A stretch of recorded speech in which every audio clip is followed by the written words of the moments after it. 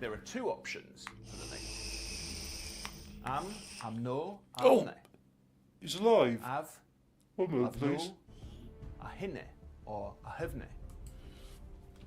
My education will be postponed because it is now time for play. What an expensive Saturday it's been for me. What the? It's, yeah, car insurance, giving a tip to the city council because they noticed my beautiful Jag going through a bus gate. It's like, oh, I'm sorry, why don't you just put a sign on it saying, roads closed, we don't like cars, go away, we're full, and just leave it at that. Oh, and then I decided to go and get some fluid for a vaporizer. I've been given two by a friend. Both of them don't work, but the coils do.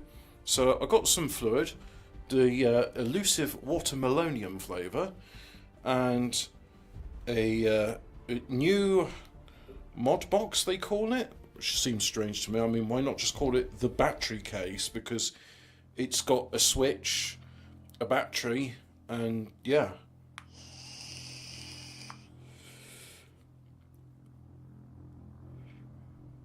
Anyway, I am now in possession of a vaporizer device. I can now be like all the other podcasters where you hear them go into the microphone. Ooh. That's a bit potent. Nice. There's ever such a slightly minty taste to it as well. Is it loading? It is loading.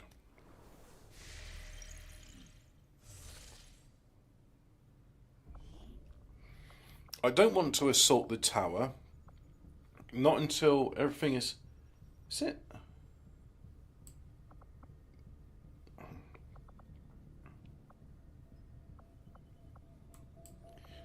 I don't want to assault the tower until all the proving ground stuff is done. So 40 days. I am sure you will find the results to be as intriguing as I.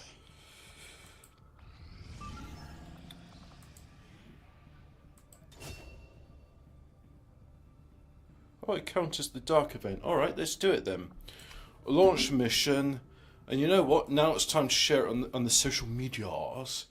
So let's go and be a social media whore and pimp out the stream.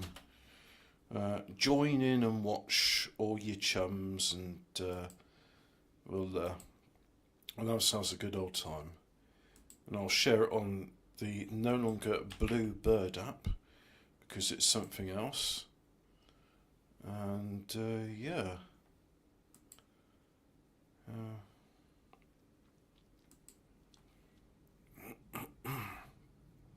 Cool. So let's see. All right. Yeah. Anyway, it's gaming time.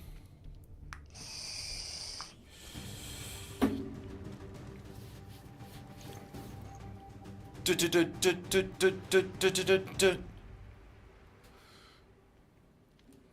1-5. We've got a bead on the Advent data vault near your position. Be advised, self-detonating charges are in place at the target.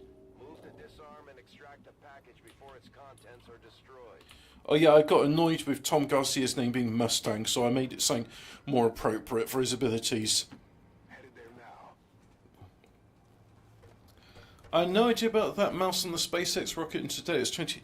Yeah, so it turns out The Clangers is actually it's a documentary and not just a fictitious children's entertainment show.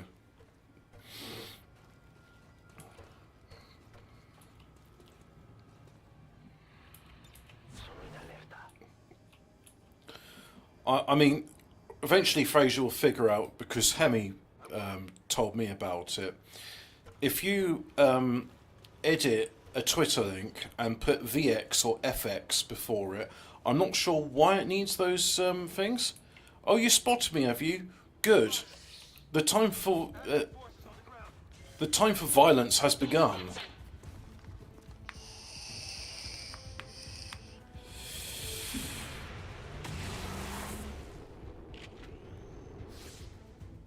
knows about that then?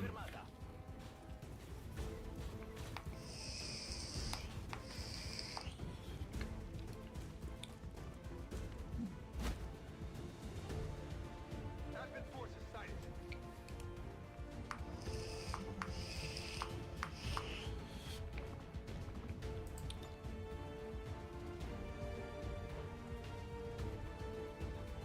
Well, I'll get 2 that way. I'll get 2 there. I'll sod it. Get two birds stoned at once, to borrow Rickyism. Area saturation.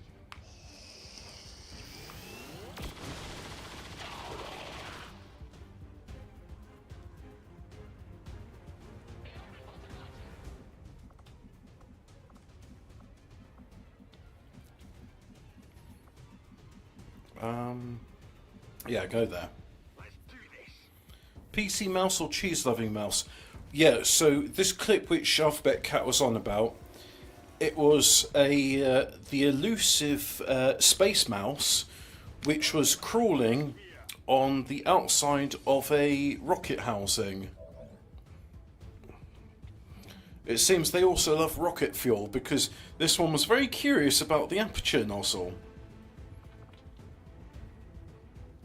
The rest will set you free.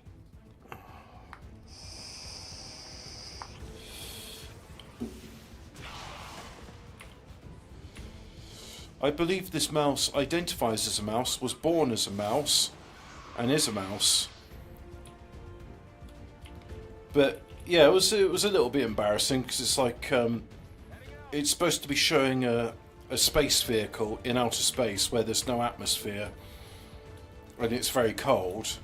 You'd assume what would it like what they keep telling us, and it's just like, oh, lol, just kidding. Actually, it's here's a mouse in space.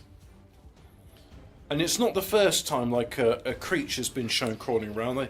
I think they found a fox on Mars, and then someone noticed like, this bit of Mars looks very similar to this bit of Greenland. No idea how they go about identifying that. We've got access.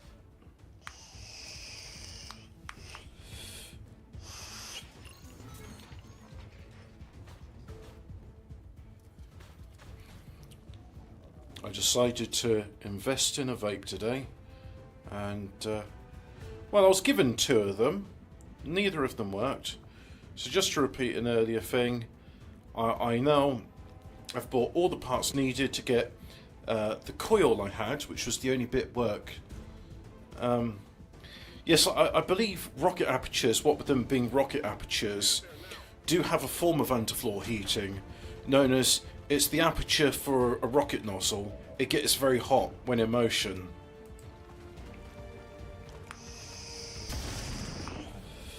Win off the armor.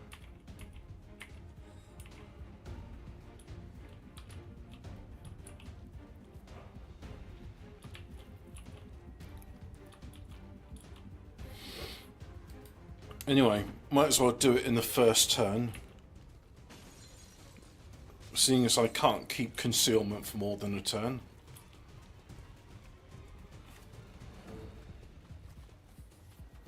We're close. Menace 1-5, this is Avenger. We have positive confirmation of the target package. Move to acquire. Advent troops here.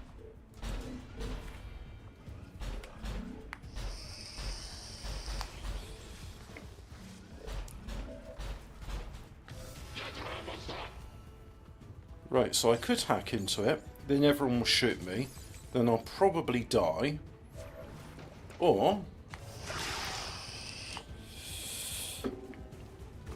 I'll retreat. I think retreat's the best option here. So I can retreat to there, I can retreat to there.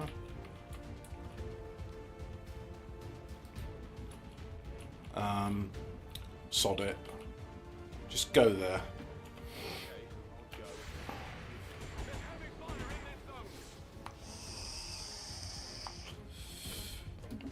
Ah, he must be in Rhodes or Greece or somewhere. That's a topical joke, you see.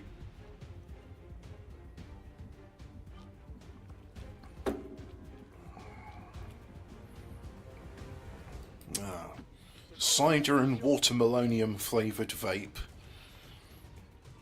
Truly the podcaster's tipple of choice.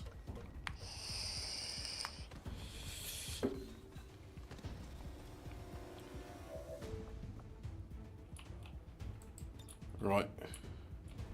Launch the stink bomb. Oh, that'll cause friendly fire, will it? Oh yeah, because it's a container and we're supposed to keep it.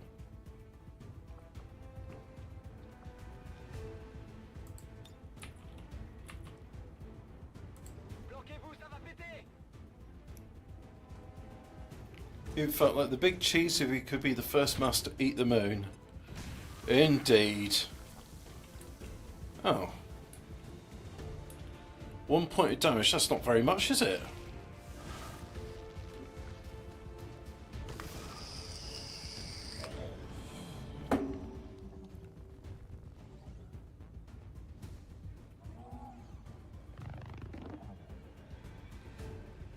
And wait 10 seconds.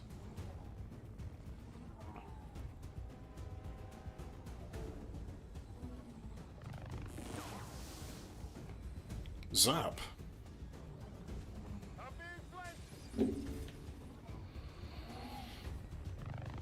I was browsing 4chan this morning, and I am now saddened to inform you there are videos of Chris-chan naked performing sex acts on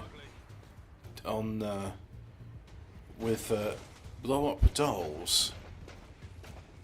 How unfortunate.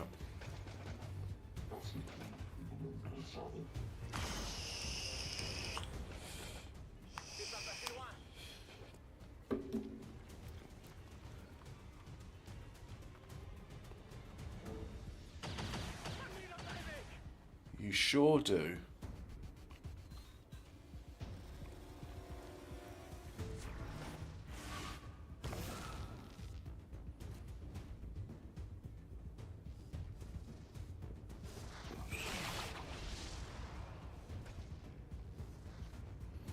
Cool, you've disabled the weapons of the, Oh, you bastard! He's stunned!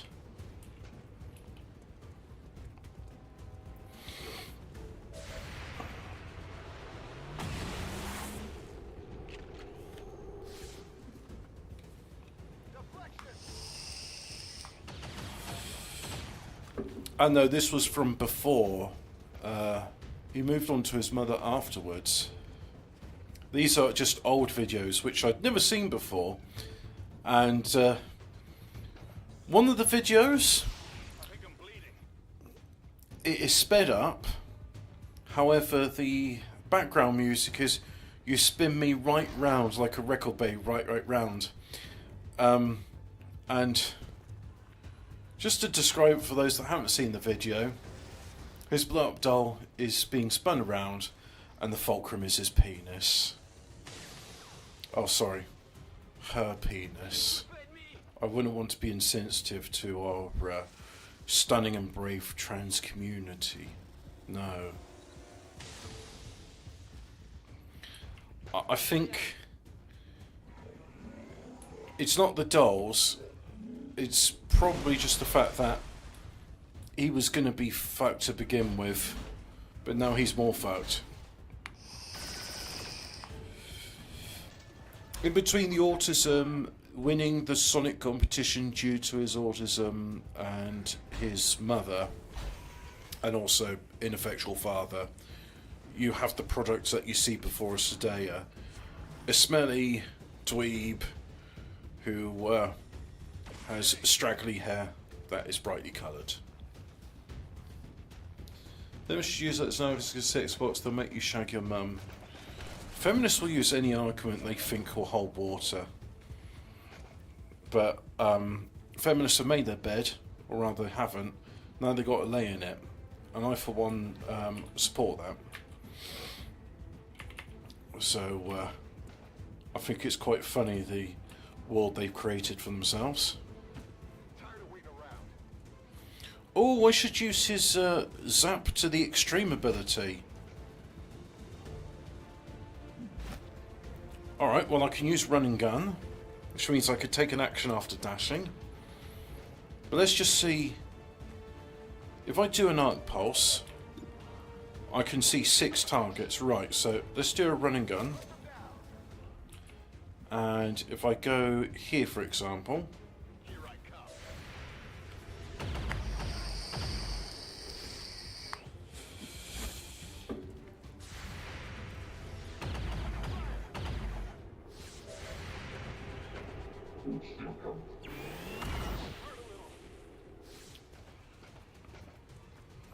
Right, so how many can you see now? Wait, that's 5. 9. Zap.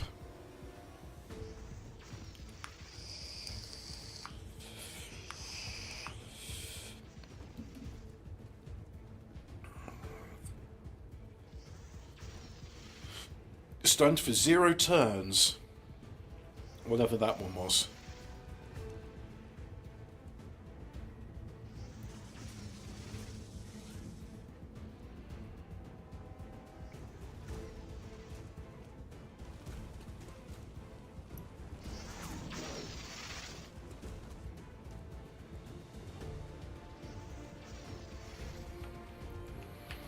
Codexes can't be stunned. Duly noted.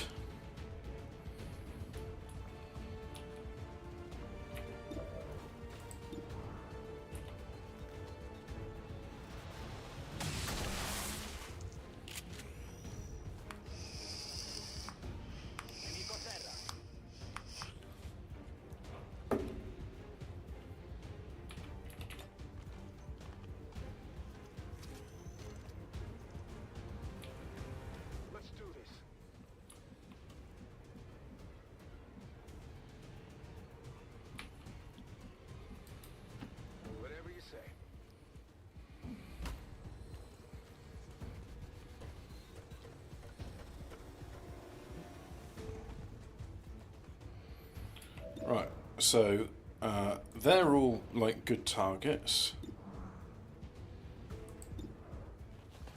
But let's kill the Codex.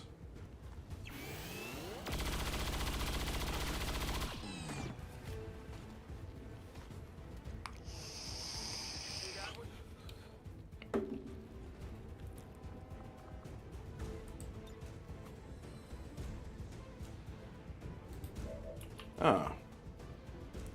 You're recovered?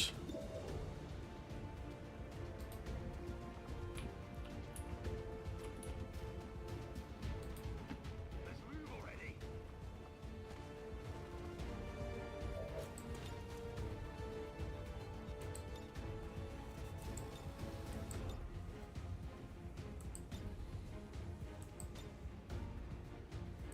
You're losing control. Well, you're not stunned, so time to do the magic on you.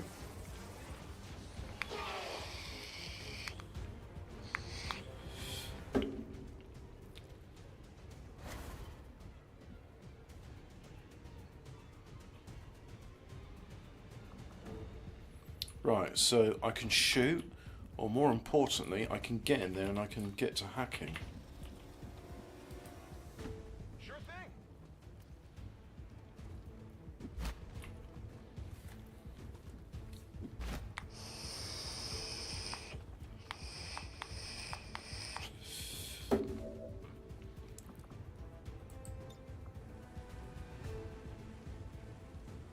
Infiltrating the system.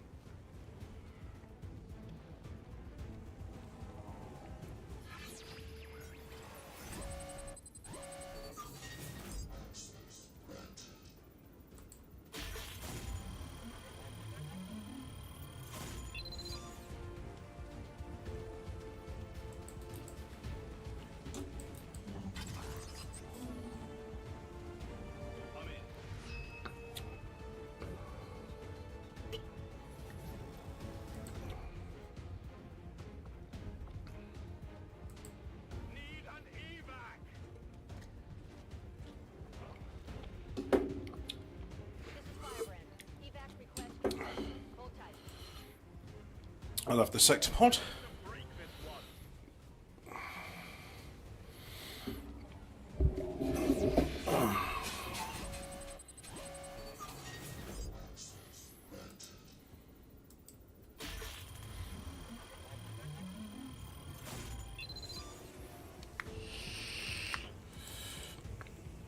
I'll do temporary control against him, just to cause maximum chaos.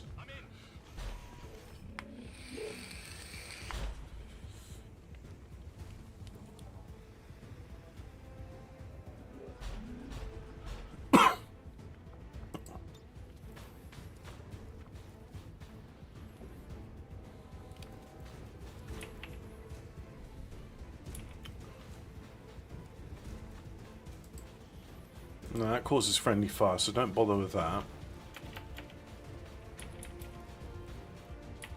But kill him.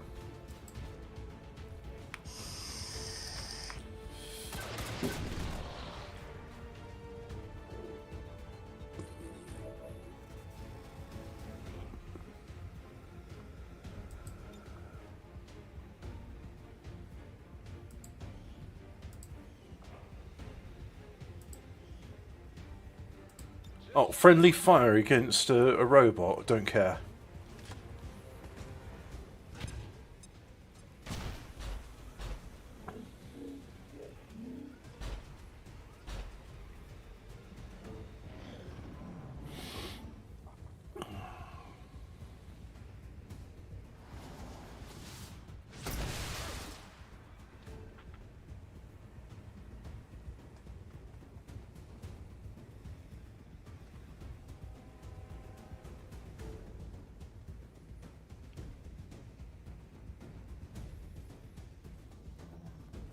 Grey Archon? No longer poisoned. Wonder if any of the car guys I watch have done any videos this week. Oh, not Dirty Garage Guy. He's just a northern dickhead. Oh, look at this new dickhead. Look at this dickhead. Doesn't fucking know what he's doing. Fucking dickhead. I'm a brilliant engineer, I am. You're crap. You're crap. You don't know what you're fucking doing. You're that crap. Look at the fucking state of that fucking welding. I only watched him because I wanted to find out more information about the this Scotch yoke engine, the straight 4, which claims to do 650 horsepower.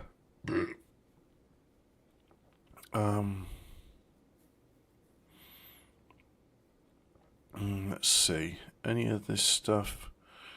No, nothing really about. Nothing about Dave Expert Moss steering type number 5. No.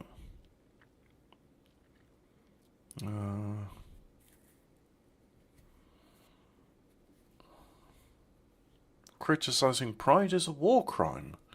I knew we were up. Oh, this could be quite good. Cover because it speaks.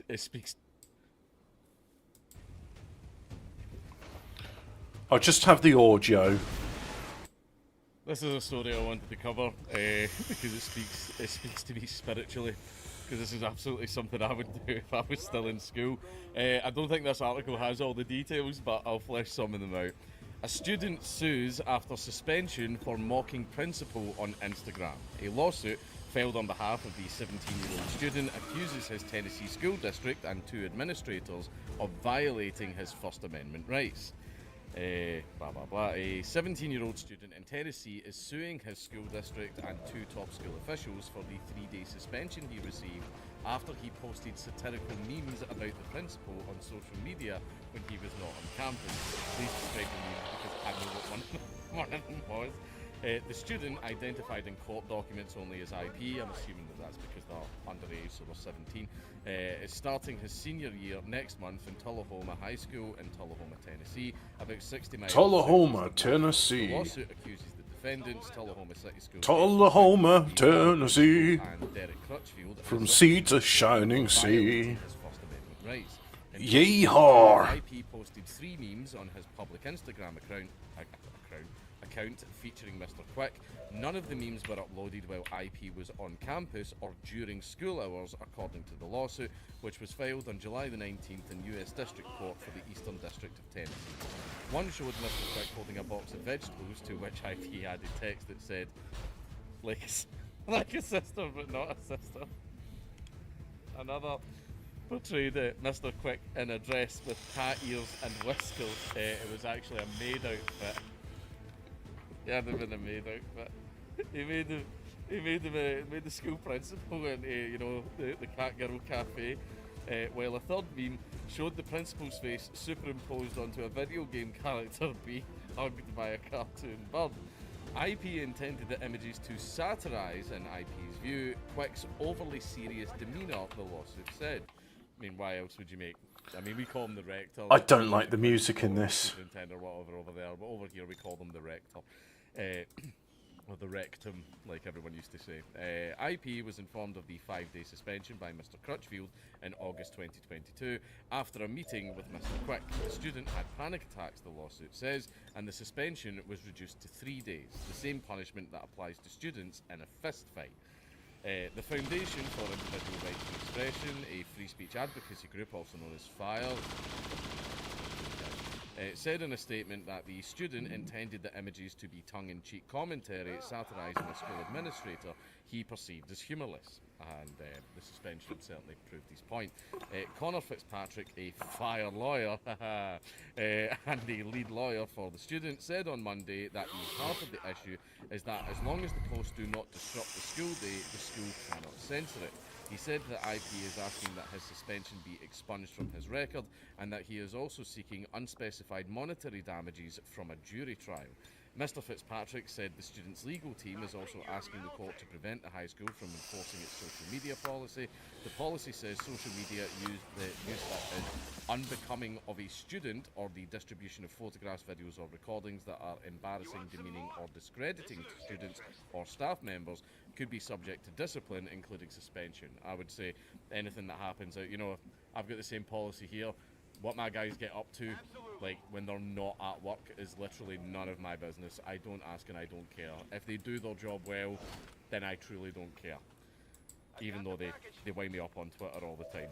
But I mean, they're going to have to come into the office the next day, so instead of suspending them or giving them a verbal warning, I give them a dead arm. That's right, I beat my staff. Courts in the United States have previously ruled on whether schools have the power to oversee or discipline students' behaviour off campus and outside of school hours.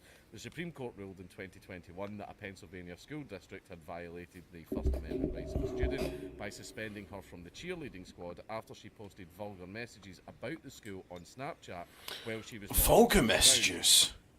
No. A school child bitching about school... Jesus Christ, absolutely none of us, I bet none of you, I'm willing to bet right now, none of you watching this video have ever done that. Ever. You've never bitched about school. Ever. Good God, I can't, there's kids out there complaining about school. Well, I never, unheard of kids these days. The Tennessee lawsuit said the First Amendment prevents public school employees from acting as a round-the-clock board of censors over student expression, which in IP's case were non-disruptive and non-threatening. I mean, it was the picture of the principal address. The Supreme Court has been clear, unless a student's off-campus expression causes a substantial disruption at school, the job of policing their speech falls to the parents, as it should always be in every single case. The lawsuit said, not the government. Yeah. However, let's just say, I'm worried about this. My wife is definitely worried about this because I have a habit, right? I've got lots of nieces. My mum and dad did foster care and all of that stuff. There's a bunch of young kids in my family, and obviously, as an adult, if they do something like swear or whatever, I'm supposed to check them, right? I'm supposed to go, don't do that. right? And if it is something like bad, then I'm immediately like, don't do that, wrap that right now, right? But see if what they do is dead funny, like, and it's misbehaving, right? It's something that they should definitely be checked for. To see if it's dead funny, I can't check them for it. Like, there's something really hilarious, right? No, it's easy. It's like, look, if you've done something that's funny but also rude, it's like, your mum has told me you can't do that. Between you and me, it was funny, but it upset her, so don't do it. About a 5-year-old dropping something and then going, fuck! Right, I'm sorry, which has happened, right? It's happened, and I didn't check them, and I got in trouble for not checking them. I got in trouble for laughing, because like, don't do that, that just encourages her. I'm like, well, so that was kind of funny. Like, so see if I got pulled into like the rector's office, and they were like, do you want to tell your father what you done? And it's like, I made a Photoshop of the rector and made him into a cat girl, I would laugh. Like in the rector's face in the office, I'd be like, you did what? Can I see it? And Sue's very worried about that, because like, you can't do that, you have to discipline them and stuff. Oh, you married someone called Sue. Like, well, there you go. but what if it's dead funny? I've never met a Sue or a Susan which ever smiled, ever. You can't punish a child for coming up with like. I mean, if I you know, If you want your if daughter, my child and my wife are arguing, if you want your daughter to be miserable, po-faced and serious for like her entire life, just name her Susan. It's like guaranteed she will never ever smile in her life. Susans, I'm not sure why it is, they've just got this law about them. They can't smile. They can't ever be happy. They have no sense of humour. I've never met all those memes about Karen. No, wrong. If those memes were about Susan, I'd be like, oh, they got a point actually. I've never met a happy Susan. The only Susans I've ever met are Jobsworths, miserable, fastidious about following the letter of the law, not the spirit. They're just absolute cunts. and the kid hits out with an absolute banger of a comeback. Like, I'm saying that Count Dankula's wife Sue is a cunt. I am going to go like, oh, like, you know. But the problem, what if it's a good one? Like, I'm just saying, you can't turn around and shit on a child's creativity like that, you know? What if they come out with an absolute banger? You can't turn around and go, no, that's bad. You need to say, that was very, very creative. That was quite good. Well done.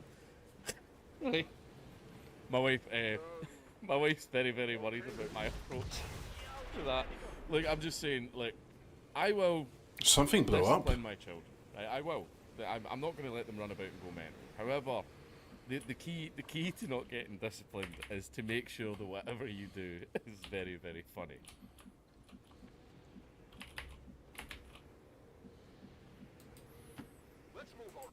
Cool. So, yeah, that's what I wanted to watch. Have you seen Jeff Buys Cars channel? Let's have a look at it. Let's have a look at Geoff Buys Cars. Ulez. The Sebring Special, 5 Days in the Life of Jeff Buys Cars. One lost life and many injured, EV-related cargo ship fire. Oh, yes, I do know Jeff Buys Cars. Yep, I like this guy. Good morning, just caught me with my morning cup of tea. Incidentally, these mugs are now on their way out to people, which is more than can be said for Volkswagen Group that are currently on fire in the North Sea. So, what's all this about? A bit early for me, this. But about 1,000 people have sent me this article, so we're going to have to look at it, aren't we? 1 sailor dead and 23 evacuated from burning 8,500 ton cargo ship carrying 3,000 cars in the North Sea off the Netherlands after electric vehicle caught fire. Daily Mail. Firstly, tragic. Someone's lost their life, and yeah, can't overstate that. At least Wait, like, these ships are normally populated by Filipino crews, so, you know, I too am sad we've lost an orangutan. One crew member died and several others were injured overnight after a fire broke out. Orangutans are noble beasts. Clint Eastwood was friends with an orangutan. On a huge car carrier ship off the Dutch coast, rescue helicopters and boats evacuated 23 crew from the Panama registered Fremantle Highway, an 18,500 ton car carrying vessel with almost 3,000 vehicles on board. And many are wounded, so this is not good at all. I can't understate that. Coast Guard said the incident happened 17 nautical miles north of the island of Amaland. Images taken from the shore showed a long plume of... Hang on, think about the term understate or overstate something. You can understate how terrible something... You could be like me and just go, well look, they're flips, some of them are wounded, it's a tragedy. Somebody could misconstrue that and say, Hobbit, you have understated the severity of this situation. They're going to be horribly injured for the rest of their lives, which will be shortened due to breathing in horribly carcinogenic fumes from the toxic fires. You could overstate it, saying, this is literally worse than 9/11 times 6 million. That would be overstating the severity of the injury. Yeah. So I think I'm right there. But you see, I have the advantage that I'm not thinking about my speech, I'm critiquing someone else's speech, because, believe it or not, I have occasionally made fuck-ups when speaking English. Grey smoke drifting over the sea from the stricken 650-foot ship. So the ship was going from Bremen, Germany, to Port Said, Egypt. So 2,857 cars from Germany going to Egypt. Only 25 of them were thought to be electric cars. So I guess it's a good thing that the Egyptian electric car market and infrastructure is lagging even further behind us here in Europe, because there would have been more electric cars on there, or indeed the USA, because this smacks of deja vu. I'll come on to that in a little minute. So basically the Coast Guard and the authorities say that they're all on alert, they're monitoring the situation. So I guess at the minute what's happening right now as I record this is the ship is burning, there's no one on it, they're trying to work out how to put the fire out. But I mentioned that this smacks a little bit of deja vu. Now, I've done a couple of videos recently about how Volkswagen are really having major issues with their cars, with their electric cars selling in Europe, and this is going to be another major blow for Volkswagen on top of the fact that their electric cars are not selling. This is the second time that this has happened to Volkswagen Group. If we go back to last year... Ah, it's orientation removed, good. Felicity Ace. This is an article from February 2022, and it's been in my notes file to make a video on for a couple of weeks since I did the research on it. So let's drop it in this video. 2 cargo ships destroyed by EVs. The Felicity Ace was going from Germany to the USA with goodies. Volkswagen Group vehicles on board. 3,965 vehicles, of which I make it, from looking at the manifest, 77 Bentley, we'll do it in alphabetical order, 77 Bentley Bentegas, 49 Continental GTCs, 38 Continental GTs, 25 Continental Flying Spurs. That is a tragedy. 50 Lamborghini Urus, 20 Lamborghini Huracan, 15 Lamborghini Aventador. That is also sad. I've got around about 600 Porsches, but Porsche officially said they lost more than 1,000 vehicles. I actually had a shipping company send me the manifest for what was on that ship, and there were some rare stuff on there as well, including a 1996 Honda Prelude, a Ford Mustang from 2015, a BMW 750i, and a Mini Countryman that's actually being shipped in a wooden crate, quite a special Mini Countryman, and all of those vehicles burnt to the ground. So there was also on there some concept cars, some test cars that were headed out to the USA, lots and lots and lots of electric cars. So, second time this has happened, second time the ship has burnt or is burning to the ground, and now first time that lives have actually been lost at sea due to transporting electric vehicles on cargo ships. So a couple of things to say about that. We get to the point across the sea for, what, 100 years? Correct me in the comments, because it's not 100 years. But I know cars catch fire. Well, if you include carriages which aren't horseless, it's been longer than 100 years. We can't put EVs on ships. It's too dangerous. And there must be conversations happening at Volkswagen right now where they've got their head in their hands saying, I cannot believe that this has happened again. What if you ordered a Lamborghini Aventador or a Huracan or a Urus or indeed a Bentley Continental GT, GTC, Vente, Flying Spur, or indeed a Porsche? What if you ordered that and it burnt with the first ship?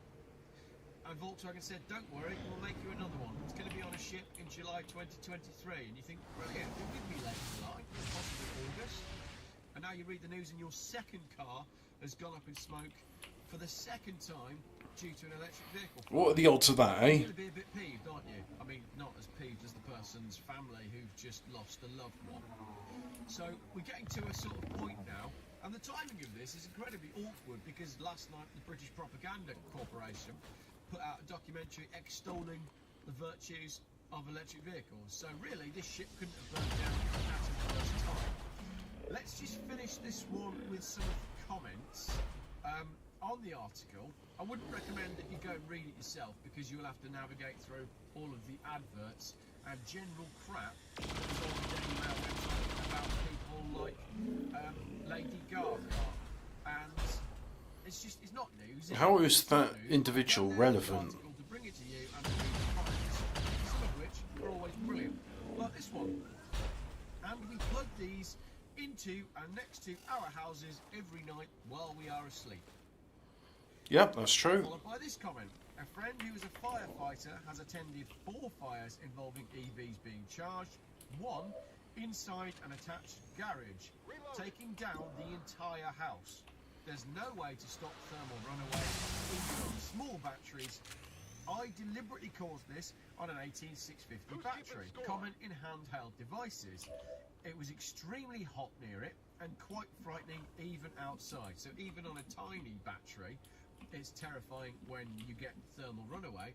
So imagine if the thermal runaway is taking place in a battery pack that is directly beneath yours and your wife's seats and the children's seats in the back. And imagine if the fire starts. Imagine a blowtorch on your bum. Controls for your car, including your what would normally be a lever you pull to open the door like this, right? Imagine if that was a button. And imagine if the electrics on your car were failing because it's catching. I have imagined this, and that's why I refuse to get in one of those death traps. Dealership at the weekend, right? I'd never been in a Tesla before, and I was actually quite shocked. They're great. I mean, they're great. Don't get me wrong. If you want to go from a Nokia 3210 to an iPhone, that is the difference. It's almost like it's no longer a car. They've completely reinvented the wheel. But I was sat in a £100,000 Tesla Plaid, right? Only available in left-hand drive in the UK. And the salesman asked me to sit in it so we can watch a couple of scenes from Top Gun and see just how good the 17-inch screen is and just how good the sound is. You can't handle I don't buy a car based on the quality of the entertainment systems, but that's by the by.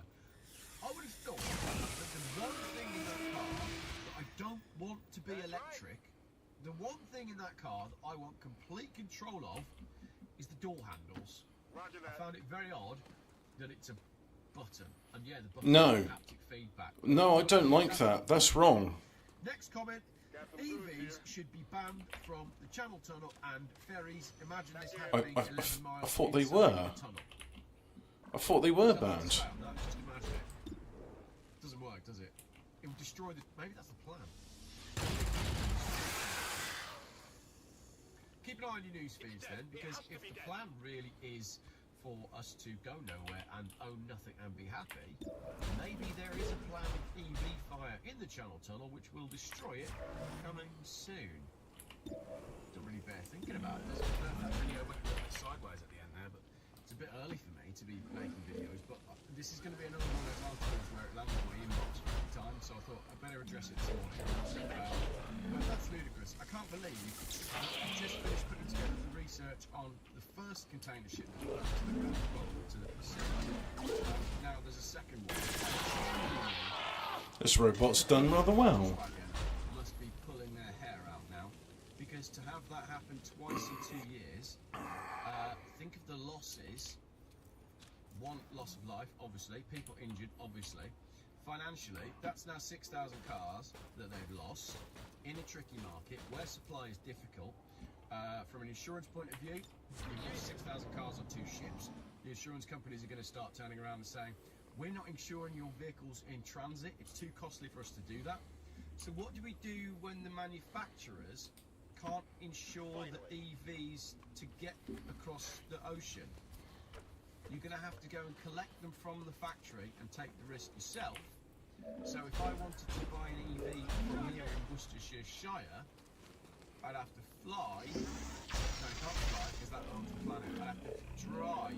No, I can't drive because I've got a car, I'm buying one. I'd have to get on a train. There's train strikes. I'd have to walk and cycle to the factory to collect my electric car, to drive it home, which would cost a huge amount because I'd be using public charging points and having to charge every 80 miles, maybe less. Then when I get to the Channel Tunnel or indeed the ferry, probably by the time I get there, there's going to be a sign on the wall that says, sorry, no EVs. So I'm going to buy my EV from Germany and I'm going to have to leave it back.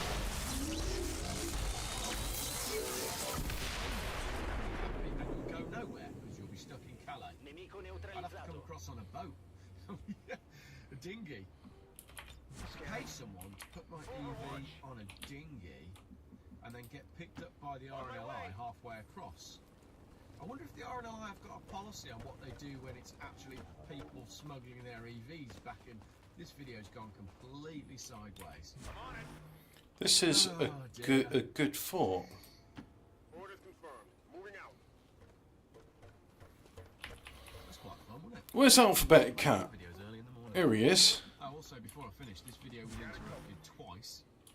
Once by my battery dying on the phone, which is ironic in itself. And I'm now charging it on a power pack, which is one of these. You're not allowed to take these on a plane. This is it's a lithium ion, isn't it? I'm not allowed to take this on a plane because of the risk of it catching fire. And then I was interrupted a second time by my filming phone ringing. Now this is the phone that's connected to the Gavin and Stacey voicemail, and for some reason I answered the phone thinking my phone was ringing, but that's not my proper phone. It was EE offering to upgrade my services. Well, I'm not interested in you upgrading my services. Okay, last one, because this video's already gone sideways, right? Little conversation at the end of the video. Is your phone signal absolutely rubbish everywhere Yes. you go? Yes, it is. I'm finding it's virtually impossible to make a call, use any internet, use any data, connect. Every call I make drops. At the moment we have this weird situation with mine and my wife's phone where I can't reach her on WhatsApp and I can't phone her. I think she must have blocked me. But she's claiming she hasn't. She doesn't really know anything about technology. But I can't phone my wife. So if we want to talk to each other, I have to WhatsApp her and say, call me. It's like we've gone back to sort of 1998. Yeah, so does your phone work? Mine doesn't. Does your phone battery last? Mine doesn't. And I wouldn't want to buy a used electric car because I know how bad my phone battery has become. But it's like people have So forgotten. Alphabet Cat is in this one, but no interdimensional lizard. After 3 years, Must have been recovering from injuries. and yet we're all going along with the EV battery thing. It's the same thing. It's going to have the same results. Alright, that's definitely the end of the video.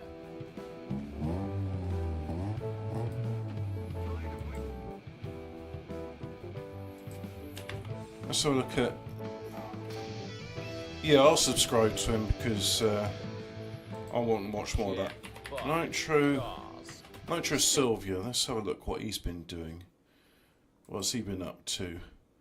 Rover SD1 2400, SD Turbo Diesel. Oh, I'm not interested in the Turbo Diesel one. I'm not sure why. I mean, diesels are nice and talky, but I'm not interested in that. Garbage time. What's he been up to? Disappointment video on going on the break. Oh yeah, he's on the holiday. Who's the other one I watch? Robot Cantina. And that was 13 days ago.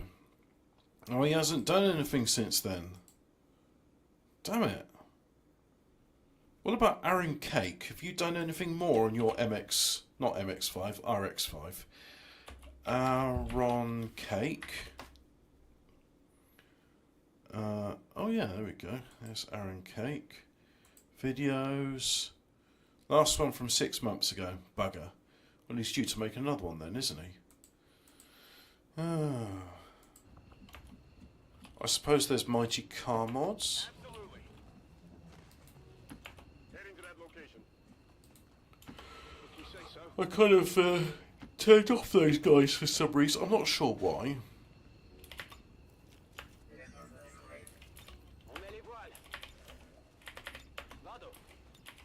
I'm gone.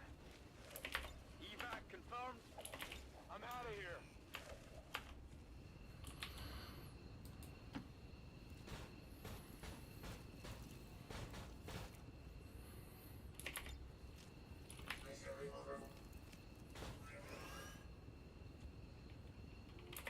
Just in time. Regardless of whether the super heavy mechs or longbows or whatever, they all get downgraded to standard mechs once they're part of my forces. All Xcom operatives are secure. Firebrand is returning to base. Status confirmed. Mission accomplished. Cool. That counters whatever it was supposed to be countering. Well, I'll just have a look at my subscriptions, I guess, then. See what else is on. Yeah, I'm subbing to you anymore. I don't want to watch any more of your videos. Fucking northern bastard. Who killed the electric car response to Fully Charged show? Oh. Yeah, okay. Who has the most vocal fry? Oh yes, I'm interested in that. It's not often a phonetic term becomes virtually a household word, but vocal fry is more or less that. Of course, familiarity isn't the same thing as understanding. In fact, it breeds contempt, so I thought I'd devote a video to the phenomenon. As many people understand it, vocal fry means a low, Hi creaky kind of guys. voice, which is used at the end of sentences How's by it? young American females of a certain type, and which is widely considered irritating and even dangerous. The Kardashians, like, we get through things and we get through them together. My answer was no. Life is about hardship Enjoying the fruits of my labor and how you get through them. creating so many memories here. Memories is all that we have at the end of the day. I wish that everybody knew how But you beautiful and delicious can't. your heart was. Thank you. No, labor. Things together. Oh, Everybody I hate that voice. was. Thank you. So let's explore all of that. Vocal fry is indeed a creaky kind of voice. In fact, creaky voice is the technical term preferred in Britain. It's the one I was taught, while vocal fry has been used more in America. The two different names highlight the two features you see. Creaky voice is far more apt. Why would anyone use the term vocal fry when you have the term creaky voice? Creaky voice actually describes what it is. Modal and then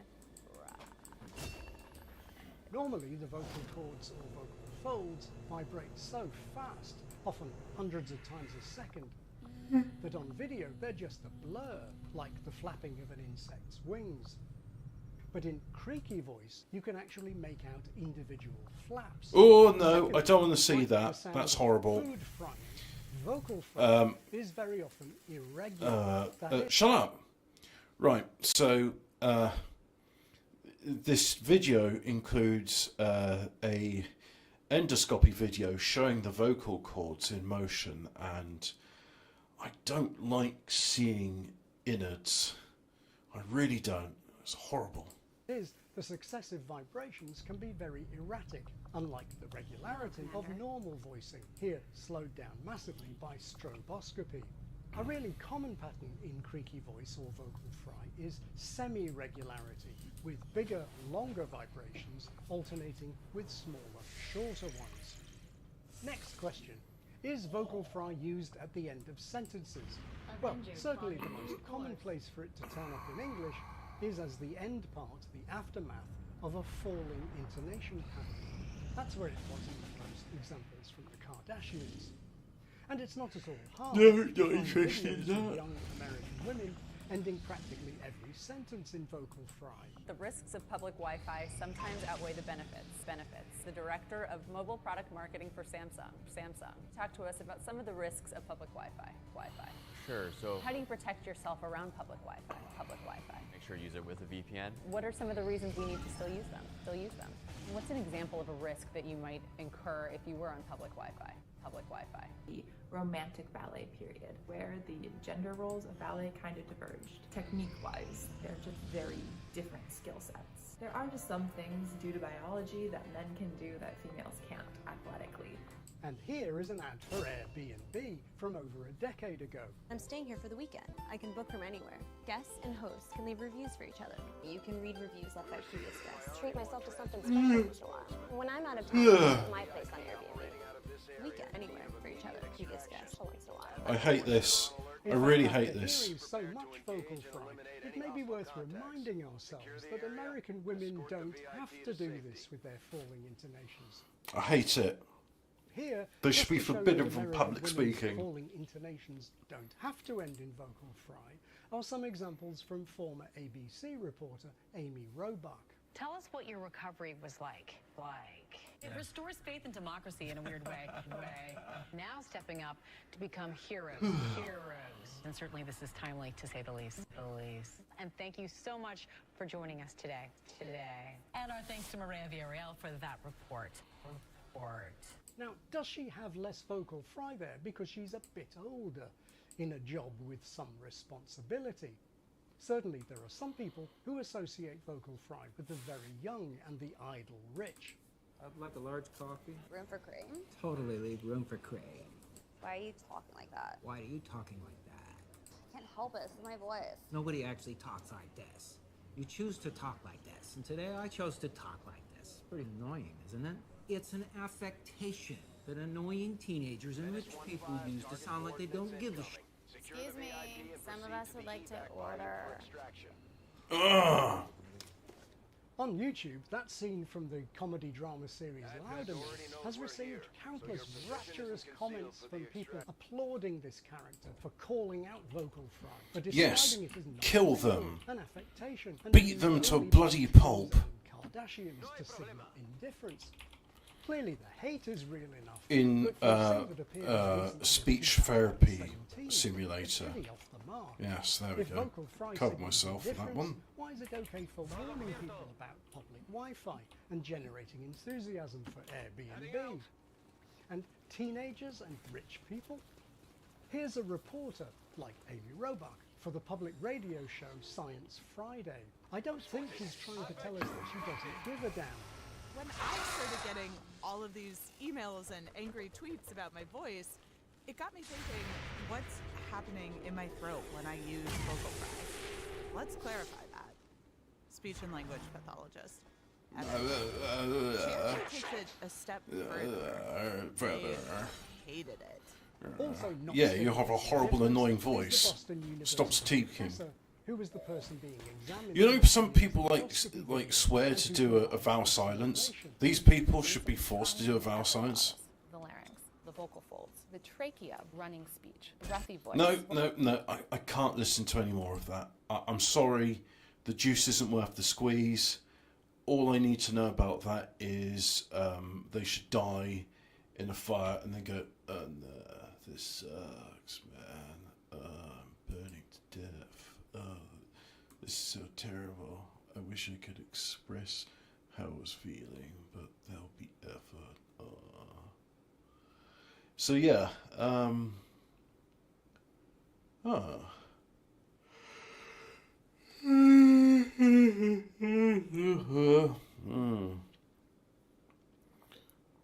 5 used cars to buy with a £17,000 budget.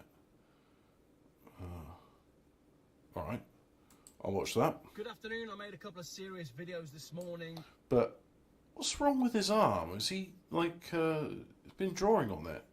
Anyway, back to our video, where my voice has been made somewhat creaky by trying to do a vocal fry. And I too seem to have been afflicted by this terrible affliction. I can handle that. Christine Blasey Ford had vocal fry at an old age. She was Brent Kavanaugh's accuser. Oh. That judge where, like, the woman's like, 25 years ago you raped me. Right? Why didn't you, like, go to the police about it then? About this so-called crime I did. Stop questioning me. You raped me. Yeah. Is this not outside of the statute of limitations, though? Because, you know, this was 25 years ago, and why didn't you come forward sooner if I committed this egregious crime against you?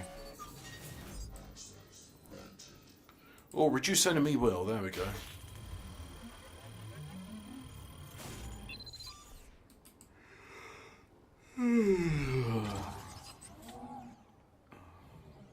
Hack the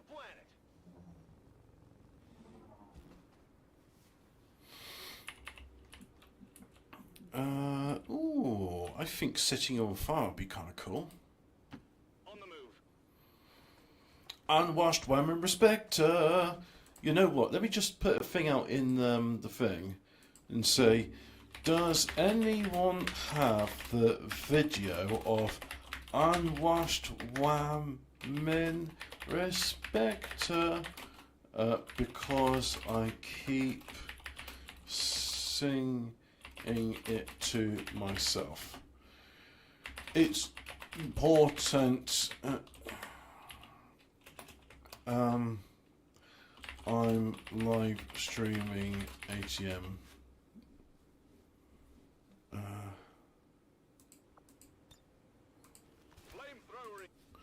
Also, I don't know who you are, but I'm going to reply. She's ended this thing with NGL. NGL equals I am a liar, and I must. I am a liar. There we go. There we go. So I was just thinking, I could say I must preface my statements with "not gonna lie," but he didn't preface his statement. He ended his statement with "not going to lie," which that implies like all the other statements are lies. I call people out on this all the time, by the way. I know it's annoying, but at the same time, I want you to think, yeah, you're right. By saying "to be honest" or "not gonna lie," or one of those other sort of ridiculous statements, you've basically just undermined everything else you say. I never say "to tell the truth," "to be honest," end of the day, because it would undermine the rest of the stuff I say. Everything I tell you is the truth, except when it's not, for parody reasons.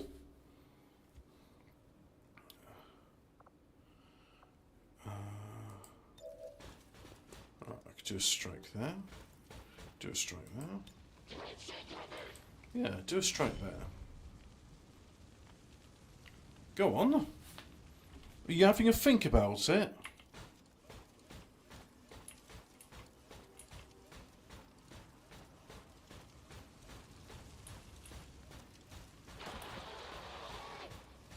Dead before you even hit him. Now you're punching the corpse.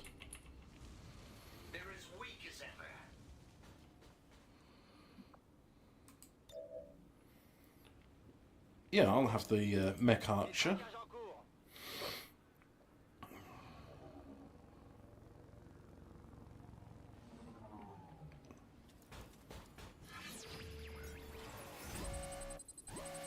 Oh, I think this must be one of those Gremlin Mark IIIs.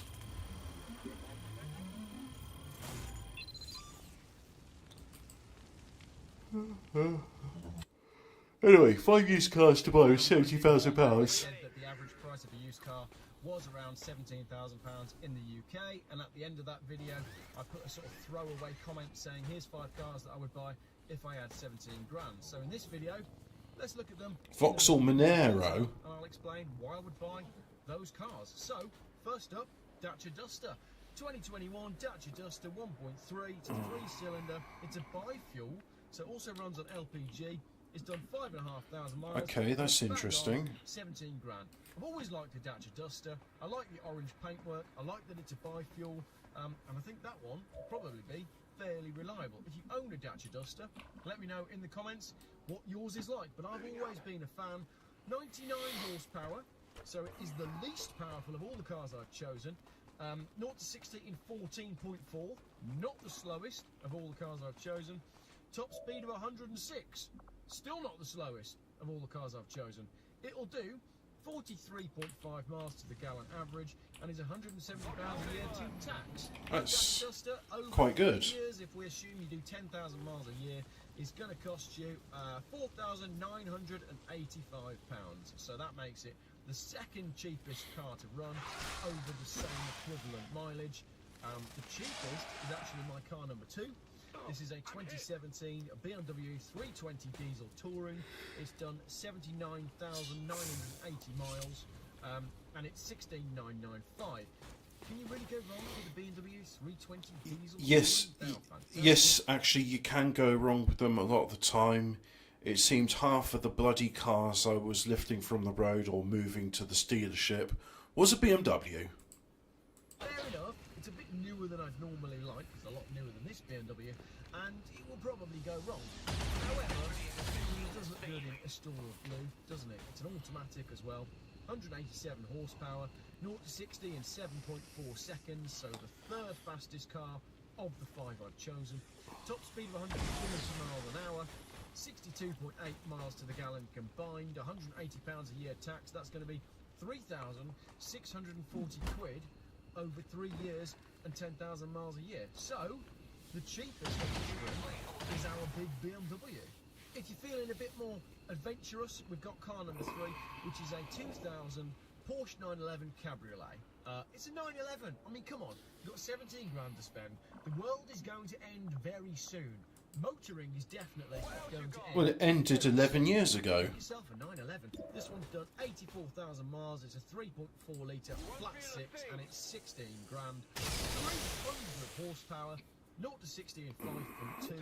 Top speed of 175 miles an hour. Miles per gallon combined is 23.9. Your tax is £325 for the year. So that's going to cost you over 3 years and 10,000 miles. Notwithstanding the fact that you're going to 10,000 miles a year in a 23-year-old Porsche 911, but £9,121 to run your Porsche for 3 years. So that's 3 times as much, not quite 3 times as much as the BMW.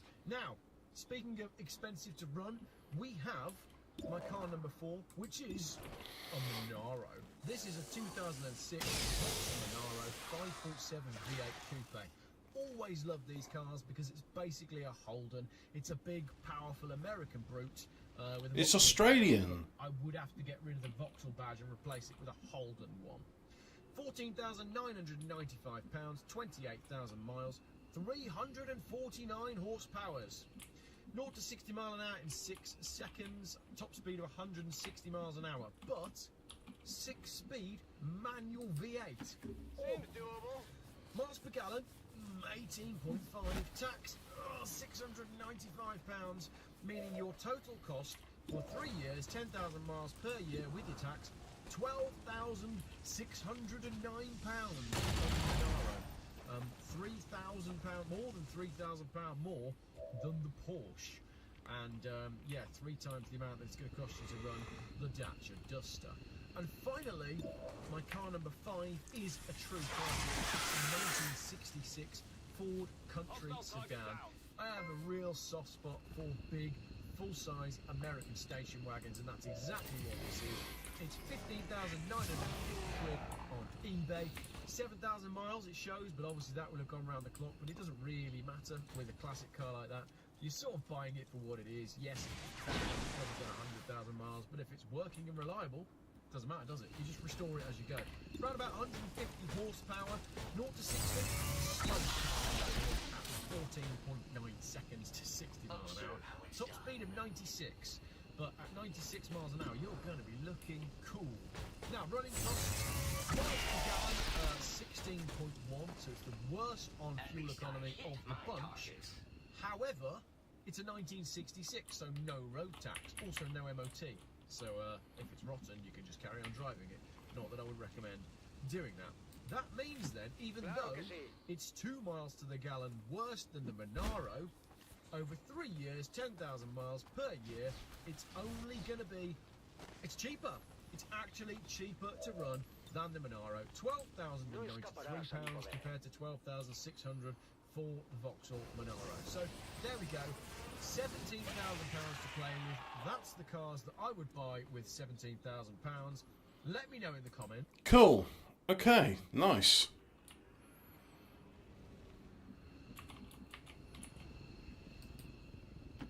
Good shit.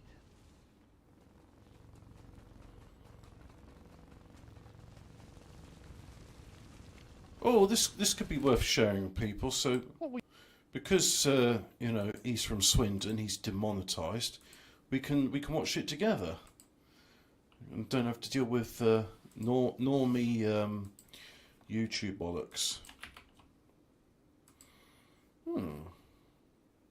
What will you do after ChatGPT steals your job? Because it looks like it's going to steal your job. In fact, it's stolen lots of people's jobs, and they're not happy about it because most of them are able to write for progressive newspapers like the Washington Post, Business Insider, Wired, various other places, and they're complaining that they are now out of jobs, and I'm quite happy about it. But there's one person who's not going to get his job stolen, and that's the Duke of Marlborough. Go and watch our epochs even. Damn, we should have called it epics. That's a great name. Epochs about the Battle of Blenheim, where the Duke of Marlborough, John Churchill, absolutely destroys the French. It's a brilliant story, really well told by Beau. I had a great time doing it. Totally worth your time. Anyway, so the New York Post has told us, well, hang on a second, ChatGPT is going to make a lot of jobs obsolete, and they've got a list of different areas: education, finance, software engineering, graphic design. Not good. Yeah, crucial industries. I mean, to be honest with you, finance I can kind of understand because it's just numbers. You know, eventually that was going to be automated in the way that like stock trading was going to be automated. Software engineering as well, actually I can completely understand because writing code is something essentially a computer could do. I have done coding, so it's, you know, it'll be the people telling it what kind of code to write that will be important. Okay, fair enough. Graphic design though, I mean, you know, did you not want a human touch behind these things? Education, which is just tragic. That's deeply dystopian, that. Can you imagine a classroom without a teacher in it, just a screen? Yes. And I mean, there's a lot to say about education that I'm not going to get into now. But, okay, a lot of this you would maybe expect to become automated. But one of these categories was journalism. I mean, I think it's... Is there not literally a service that does... It sort of produces kind of, you know, progressive articles for you out of an AI? Well, yeah, but then that kind of dovetails with what I was about to say about it, which is, when was the last time you saw any actual journalism? Well, that's a great point. I mean, what we call journalism today basically refers to, again, the kind of regime-approved, regime-sponsored spokespeople masquerading as journalists. Well, that's the thing. It's kind of like the court stenographer, right? Yeah, that's a great way to put it. That's literally all they do. Oh, there's a press release. I mean, look at the Nigel Farage thing recently. Well, I mean, Coots said this. Oh, okay, don't investigate AI is good at copying and pasting stuff from GitHub. Yeah, exactly. Yeah. God forbid. Relevant. You know, you do a bit of investigative journalism. I should try it myself. How did Nigel Farage get that memo? Didn't he put in? Was it freedom of information? Yes. My goodness. If only a journalist could have thought about that. Who'd have thought? But no, they just took literally their word at face value, did no work, and it's like, oh, but ChatGPT can steal our job. Yeah, of course it can steal the job. You know, it can just repurpose the official statement of Coots just as well as you can, if not more efficiently, actually. And to be honest with you, I'm happy with that. You know, if I've got to be just told what the line is, I may as well just have an AI tell me what the line is. So, Carl, are you thinking, are we going to be laying off the whole Lotus Eater staff and just replacing it with an AI? Well, we're not journalists. Well, that's a great point. You know, we would never be lowered to that standard. That dirty label. Yeah, exactly. No, we're real human beings, and we do real things, unlike journalists. So, Wired have been asking us, well, who will you Those be? dirty smear. And this I love so much. You can go to the next one, John. They say this. A few months ago, I was waiting for the subway with a friend, a professional editor who had never used a large language model. Standing on the platform, she told me about an article she'd been working on. ChatGPT had come out 6 weeks earlier, and I input her summary of it onto my phone and showed her the result. I've been following OpenAI's transformer-driven model since 2019, and had forgotten the effect that they can have on first exposure. My friend couldn't take her eyes off the little grey box as the article came out line by line. It took me a minute to register the shock on her face. Then she said, only half joking, I'm going to be unemployed by the end of the year. Literally, all you do is that. I mean, what does that say about your work, though? Exactly. Come on, right? Exactly. If it can literally... Because, I mean, like, you know, ChatGPT, what it does is it mimics your job's not human really text. worthwhile. And it just draws from, you know, whatever it can find available on the internet, right? So it's not that it's creative. It can't be creative. And so you're like, oh, my God. This thing that can't be creative can do my job better than me. Better than me, yeah. It's like, okay, but then what's that say about you and your job? You know?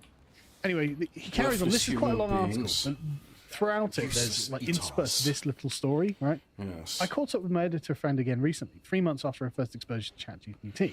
She seemed more concerned than ever. I just think it's going to be a hard fall. She felt the younger, more technically adept nipping at her heels, and was worried that she hadn't been brought up to be resilient enough for this kind of challenge.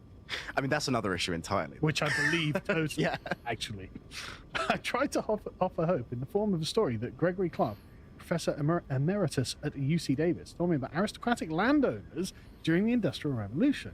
Tenant farmers abandoning the country to follow better wages into factories in the city caused the value of the aristocrats' farmland to drop, causing massive losses for the aristocracy. The small aristocrats, though, said Clark, the ones who could adapt, simply followed the farmers into the cities and became urban landlords. My friend was only partly sold. What was the equivalent for her now? Why doesn't that make me feel better? Why? Because she is the aristocrat. Well, I was going to say, is she not? She's identifying herself with the aristocrat. Yes. There. I mean, that's a bit of a self-report, isn't it? Exactly. she's not. Yeah, but I'm not a field labourer or some modern equivalent of. Yeah. You know, Learn to code. Yeah, I'm not stacking shelves. I'm not doing dog work, doing coding or anything like that.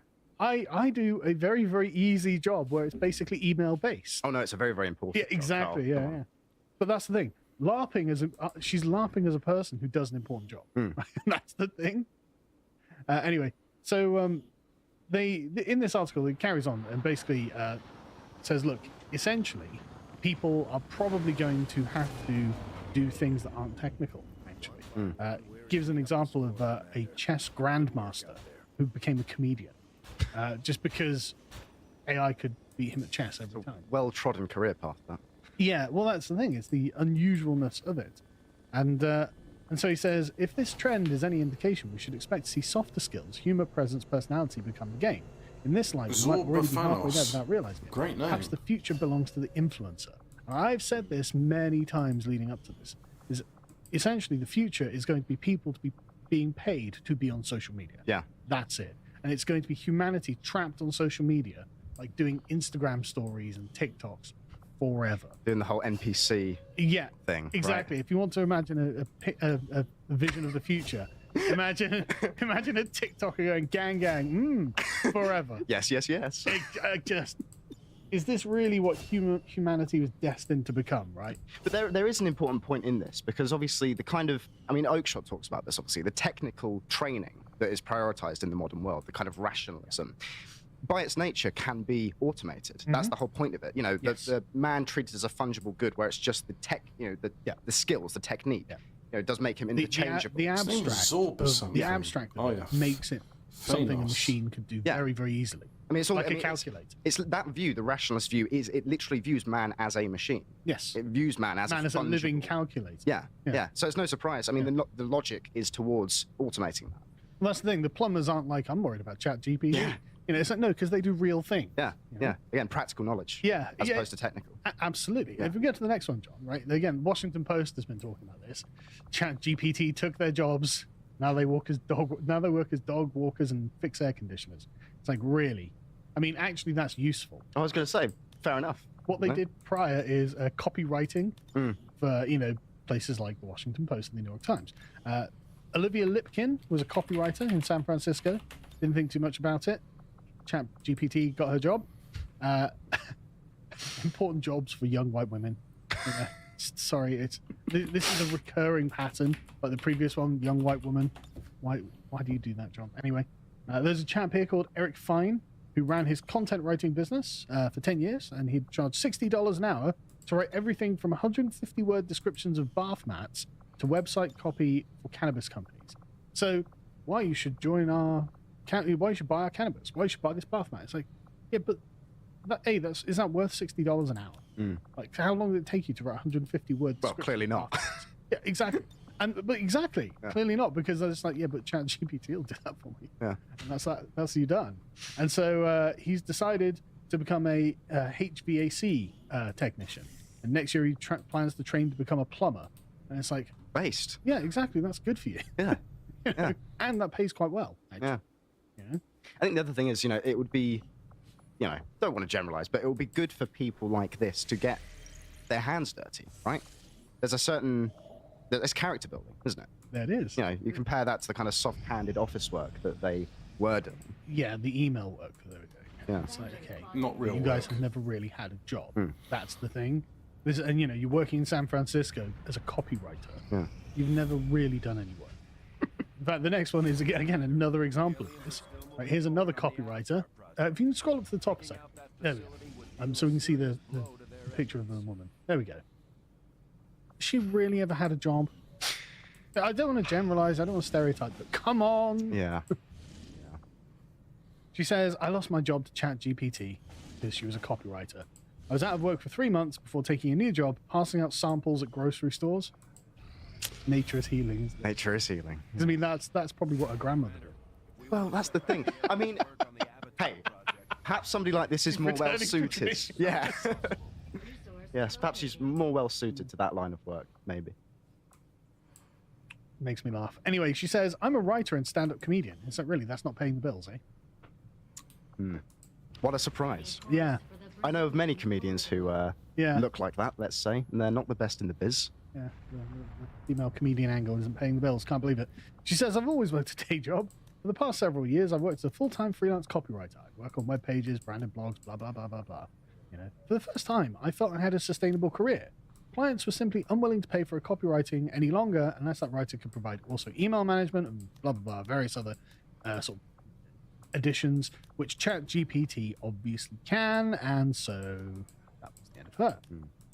So she says, I got hired as a brand ambassador, which is a fancy way of saying I offer samples of sparkling water at grocery stores. I'm still applying for jobs, but in the meantime, this allows me to keep the lights on. Just saying, it wasn't really real, was it?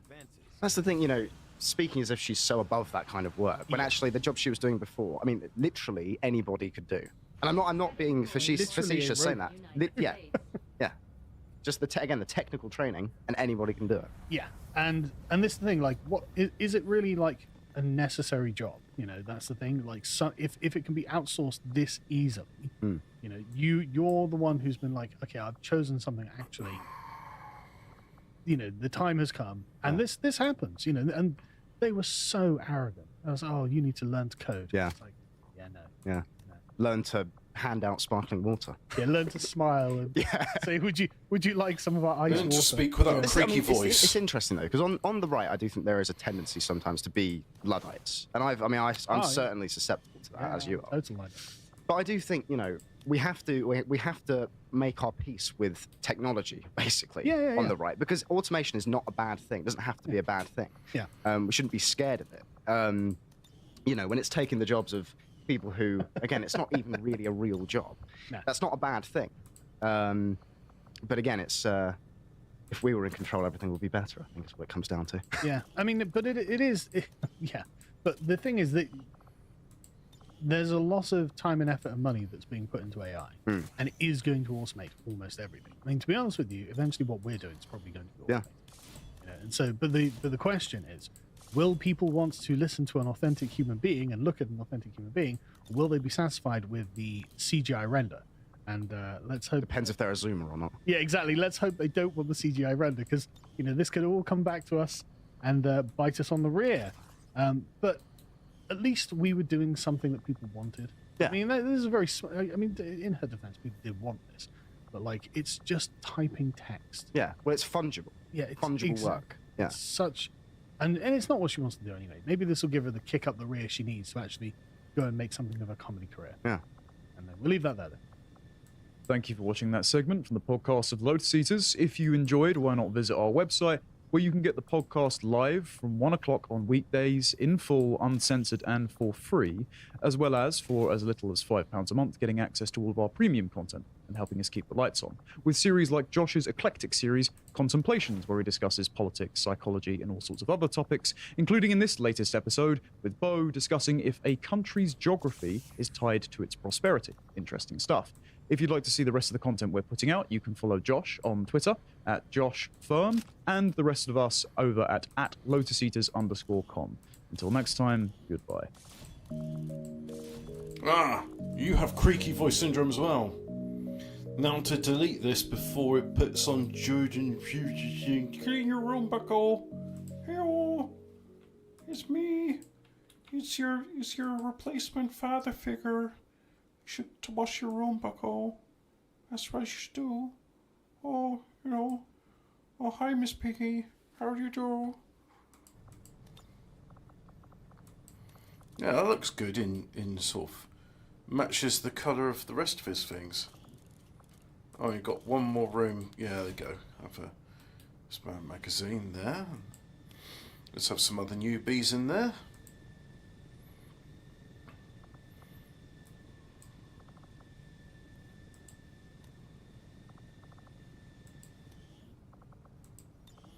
Let's change your loadout to have better stuff.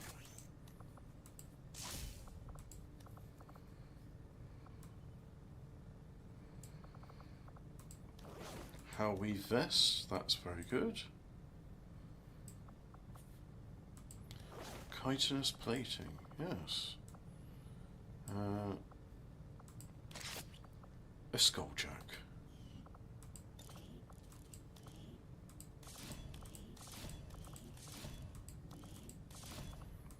Let's have a look at what... Yeah, I like it in grey, that looks good.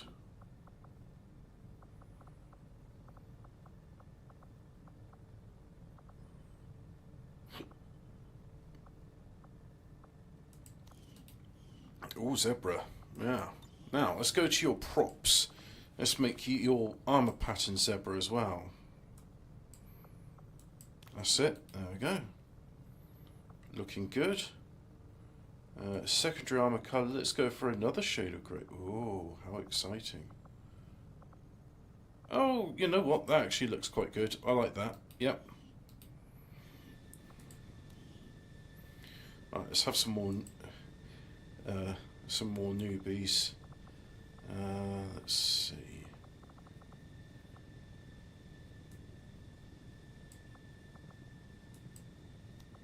I'll have you in there. And we'll have Randy Leahy. Right. Then we'll have a robot, I think. I'll do quite well on this.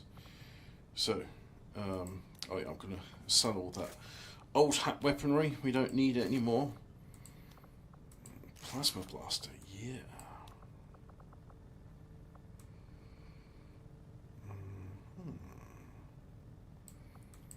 Chitinous plating. Oh, have a plasma pistol as your Mr. Sniper. And you know what? Let's have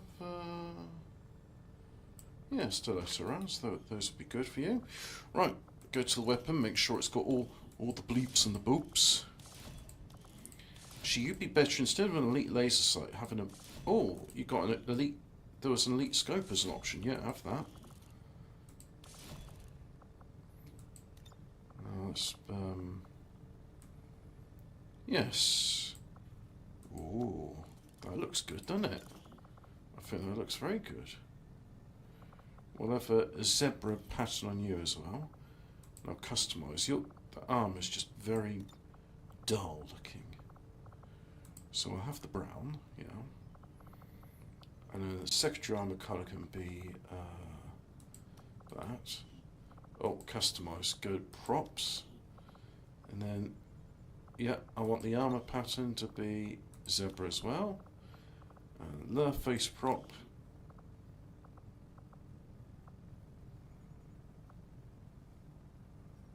A samurai mask. Rah, I'm scary. Rah, rah. Yeah, sure. We'll do that. Yeah, you got a beam cannon. That looks good. So we'll give you some shredder rounds that shred the armor. Plasma blaster. Yeah, you got yourself the good bits. Let's make sure you got some more good bits. Yeah, have some armor. Have some armor. Some armor. Oh, a tactical vest.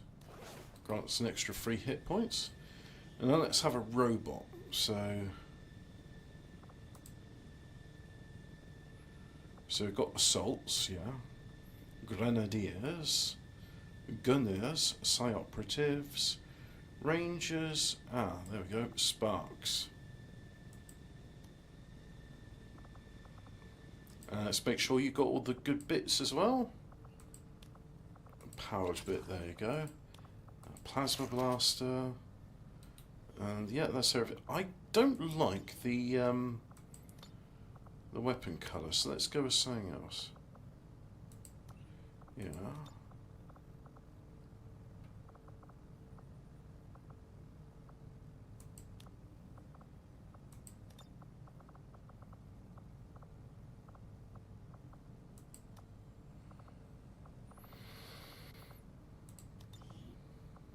Oh. Can I have arm 0 or arms that? I like arms 1, legs, 0 that, yeah. Torso. I like 111, armor pattern.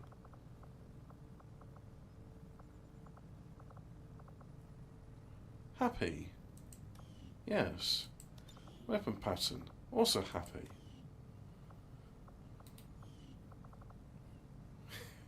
Looks very good. Did you know the singular of vector is vertex? It's not vertices? Vertex? Oh, I don't know. I'll probably get it wrong. I don't know Latin.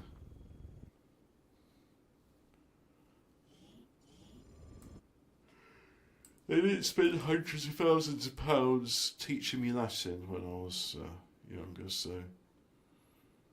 Oh, yeah.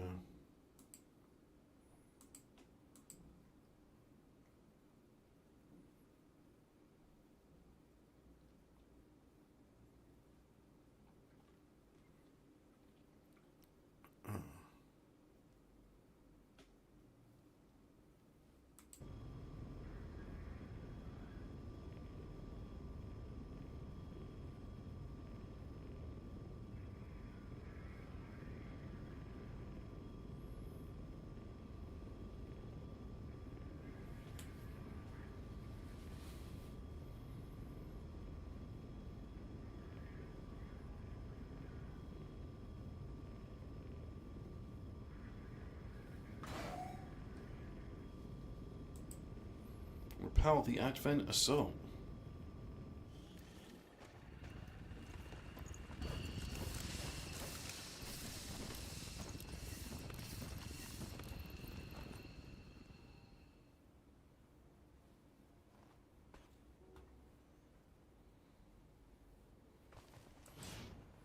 Advent troops attempt an invasion of our city centre. Oh, mean so-and-sos. Advent came in hot, and so did we. You won't have a concealed position for deployment on this one.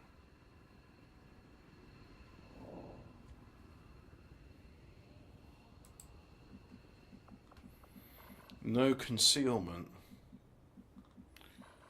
Destroy the psionic command relay. Rescue as many rebels as possible.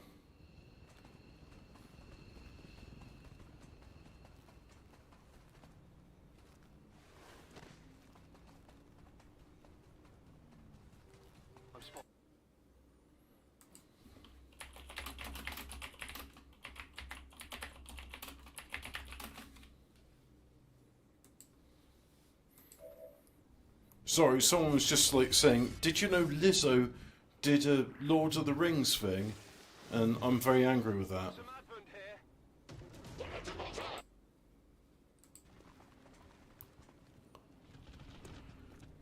Oh goody, it's a big one.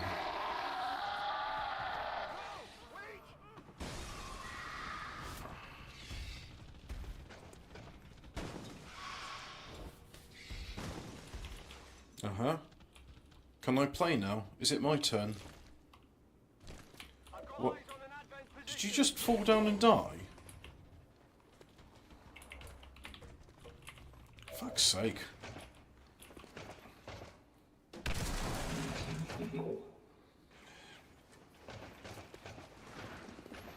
Can the Andromedon climb, or is it too heavy?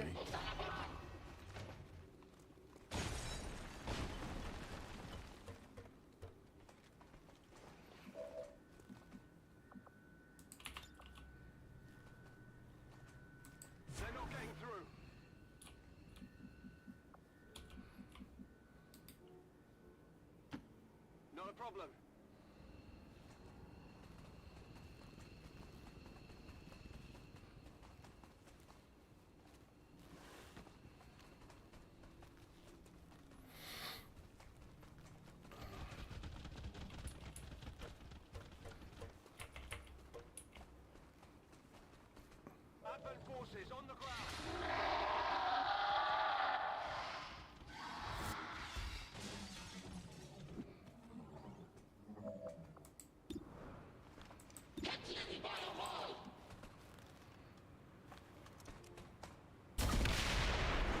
Right, that's your dildo taken care of. Menace 1-5. Neutralize all remaining enemies and secure the AO. Taking control.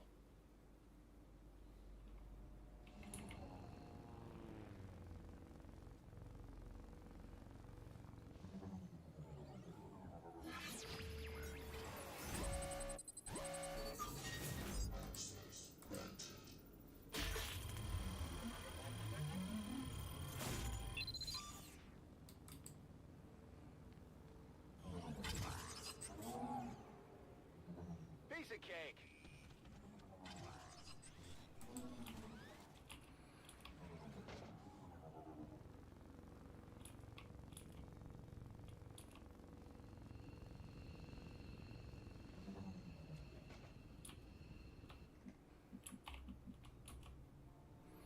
Right, go here.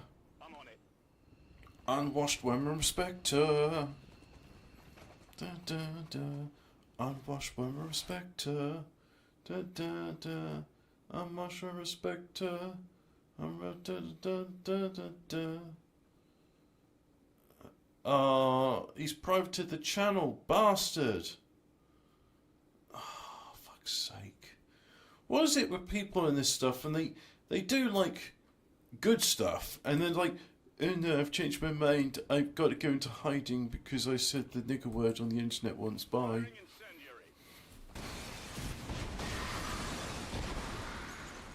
I've got deepfakes now. I never said those words. That was just the deepfake. I would never say such a thing.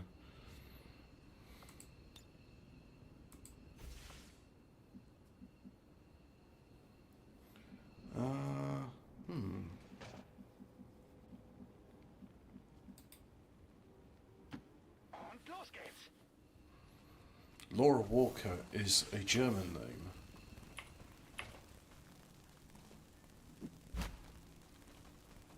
Oh, I should have got you there. Mind control the gatekeeper.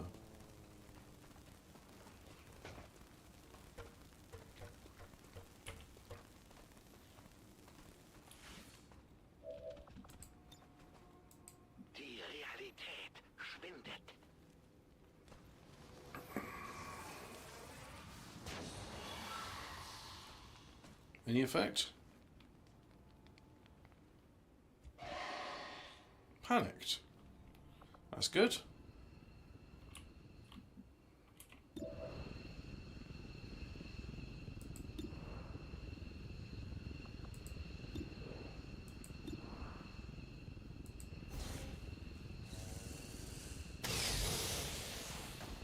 Got him. X-ray neutralized.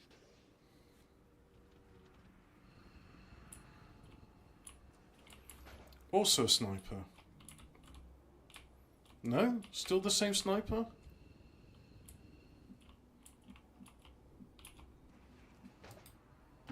What's over there?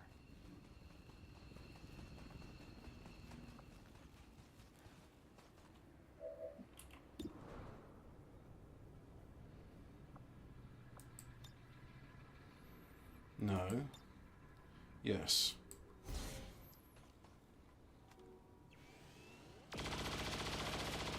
That's good. Shred the armor. Better. Armor still holding.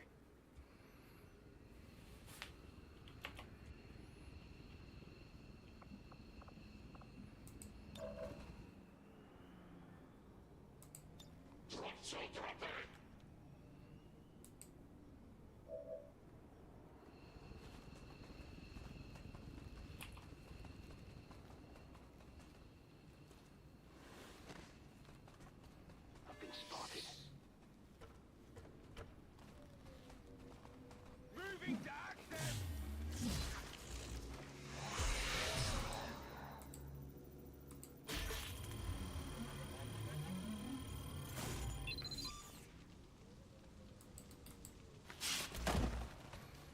Thank you. I definitely got that one. I've got access.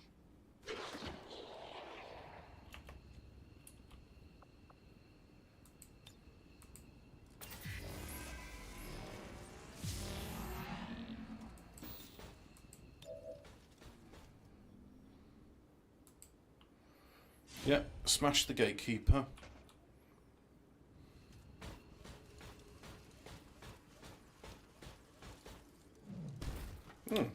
Managed to go through that without breaking the glass.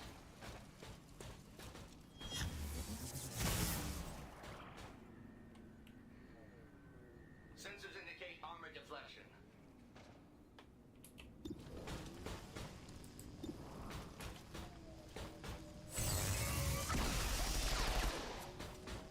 There goes your armor.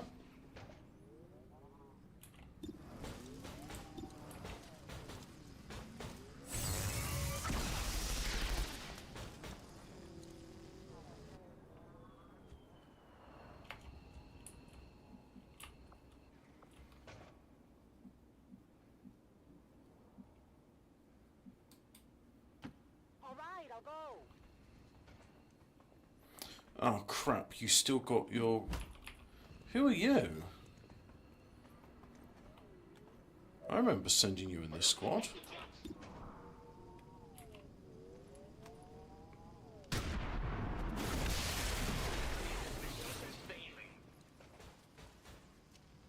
Okay, so I got one. You want this?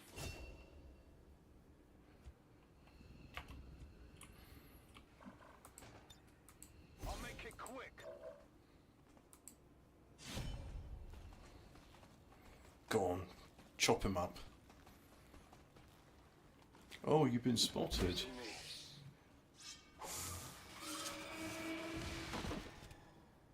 Target eliminated.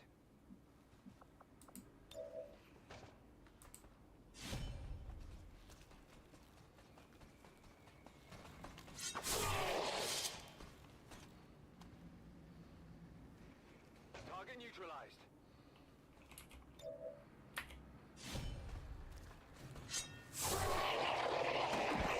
Killing the trash. Hostile target down.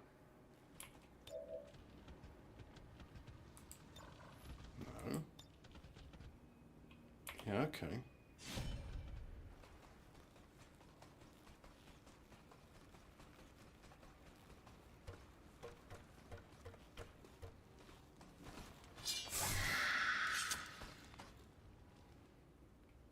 X-ray neutralized. No. No. Yes.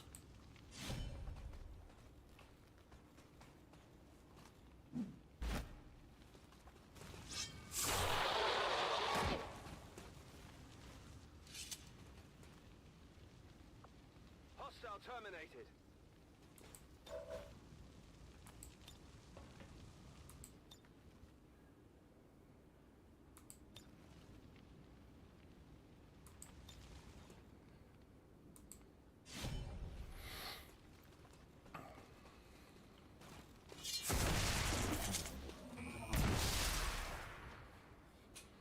Target neutralized.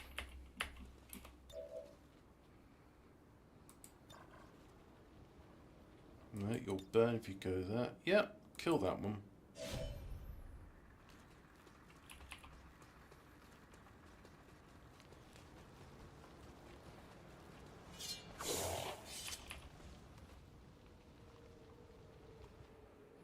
Burning.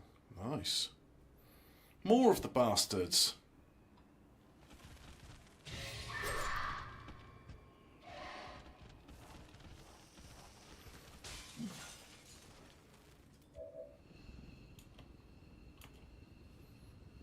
Right, that's it. End the turn then.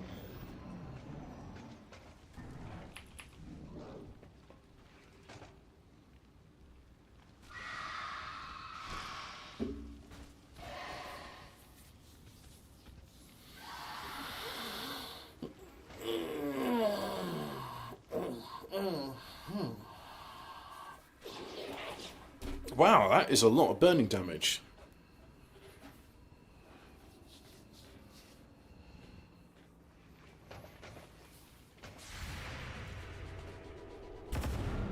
Nice. Hard target, minimal damage.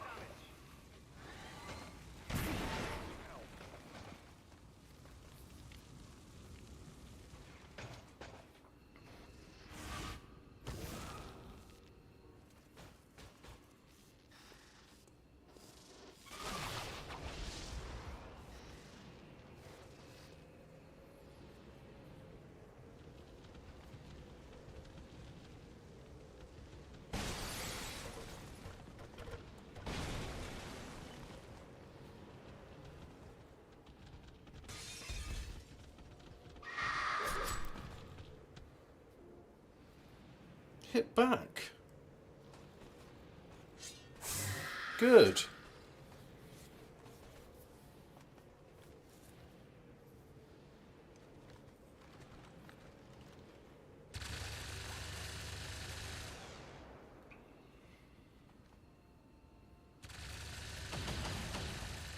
No, why would you do a thing like that?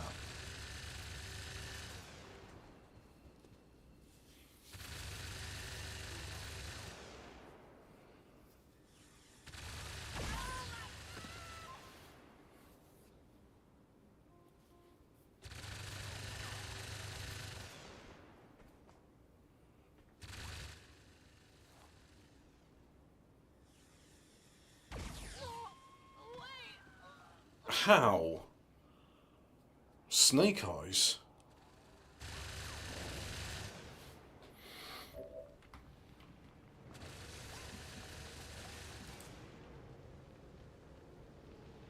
Come on. Kill the Hive Queen. Bastard. Well, that's your turn done then.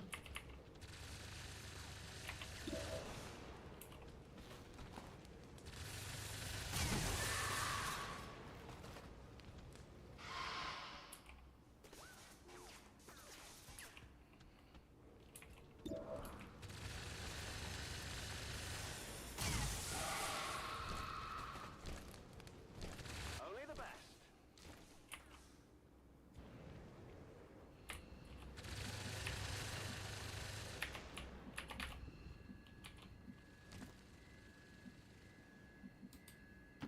I can handle that.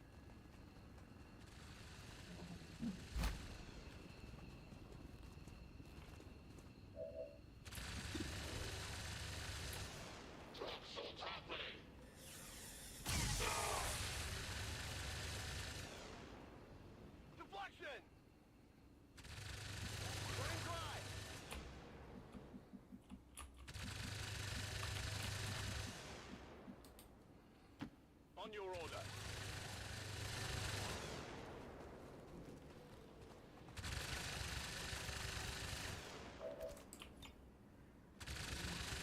Burn them out.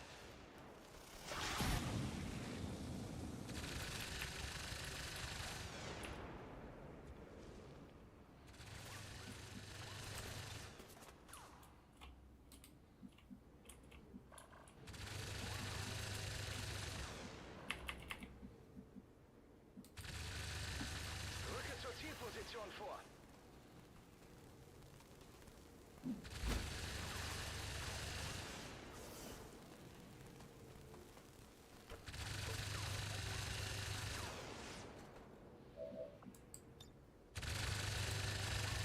Du gehörst jetzt mir alleine.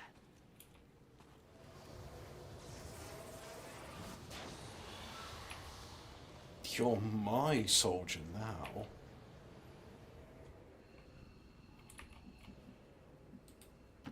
On your order.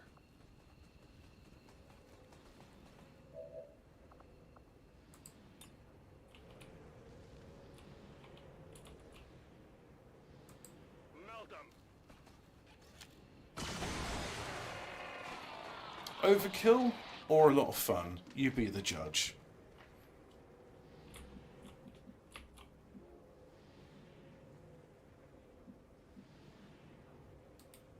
I'm going to pick that before it despawns. So get feeling this wibbly wobbly thing. It's not good. Yeah. Nice.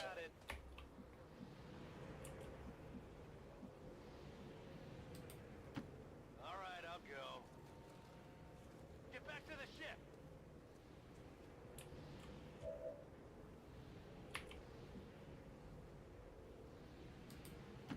If you say so. Come on, gotta move on.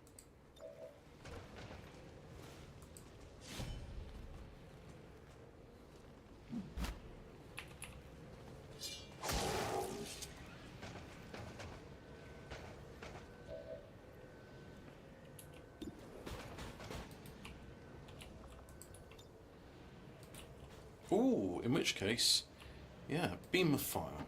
Physical exertion outpoint.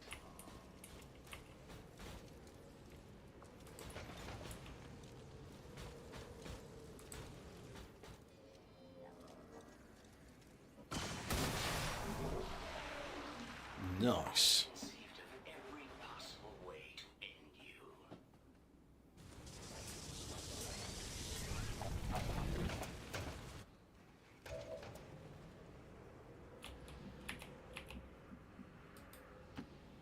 I'm going.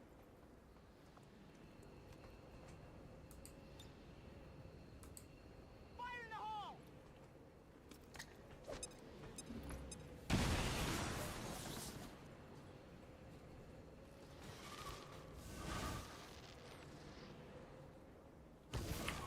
What a nuisance.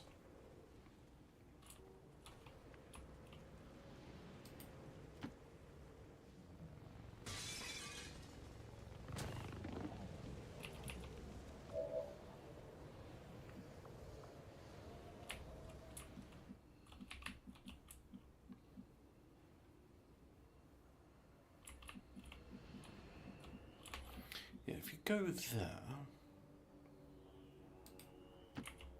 I'm on it.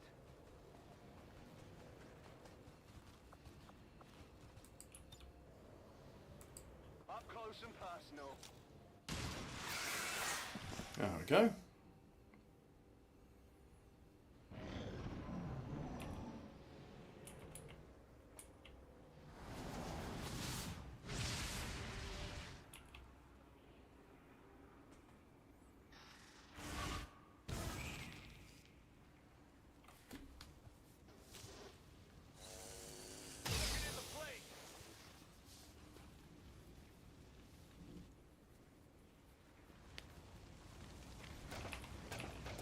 That's right. Attack the hunter drone.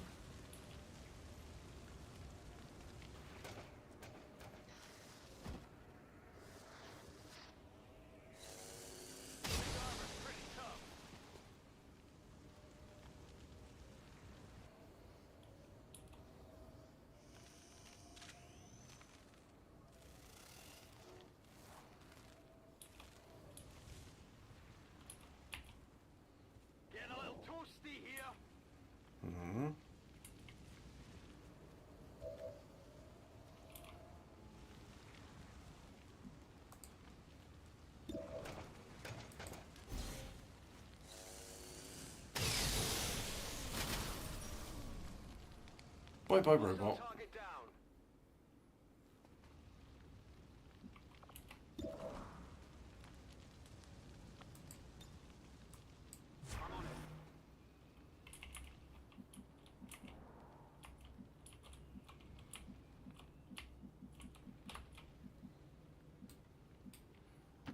Absolutely.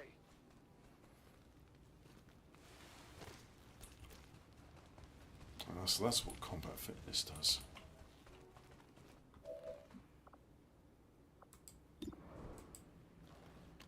Shotgun. Lamo. By the numbers.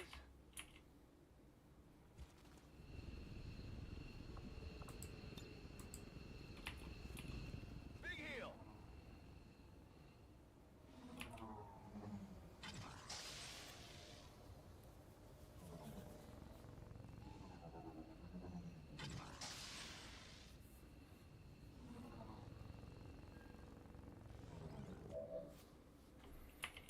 That's... What? I didn't get a choice in who'd shoot. He's just like, yeah, I'm gonna shoot that guy. Steige auf.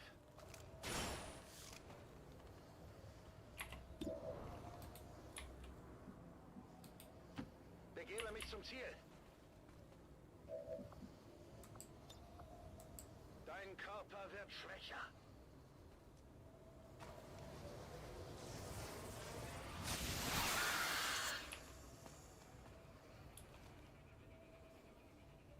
Ziel ausgeschaltet.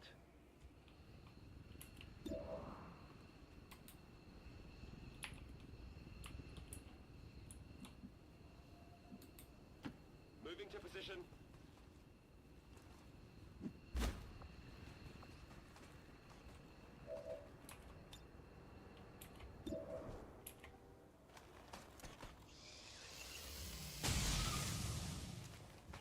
Grazed. I think I got a piece. How annoying.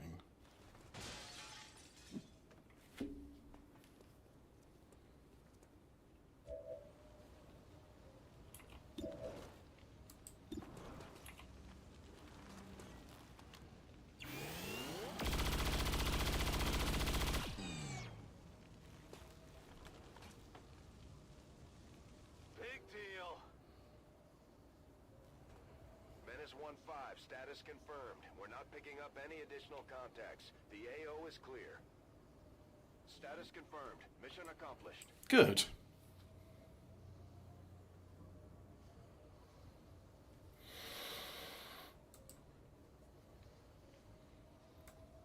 How long have we been going for now? 2 hours nearly. Well, that'll be close to calling it a day then.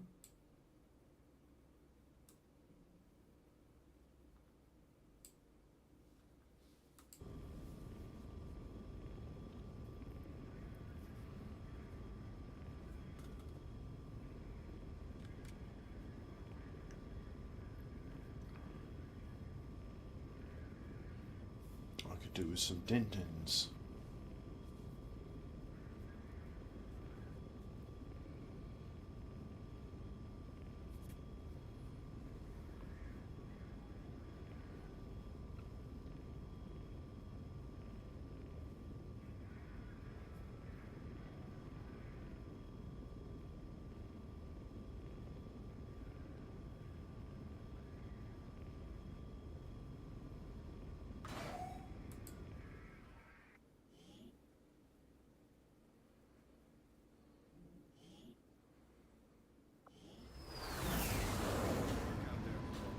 We're one step closer to taking back our planet.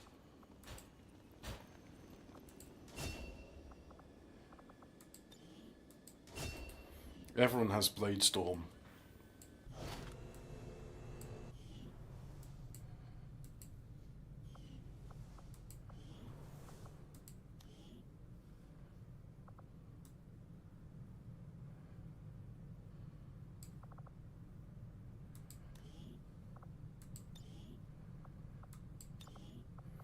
First name, Jack. soldiers. You are a male. And you're English. United Kingdom, but Scotland is its own choice. Fuck's sake. Anyway, that is you. Now let's make sure everything else is. Yeah, that's better.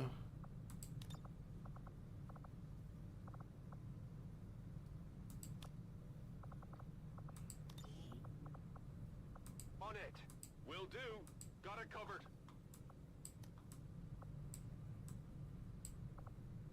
Double time. On the move.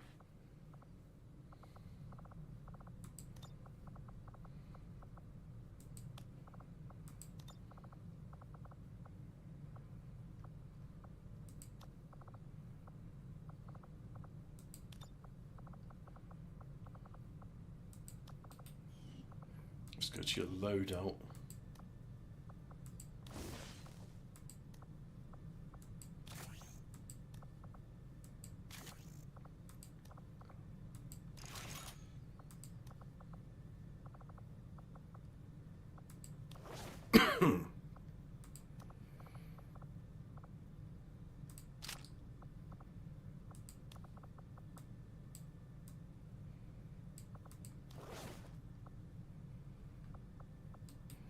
That looks better. Put some bells and whistles on it.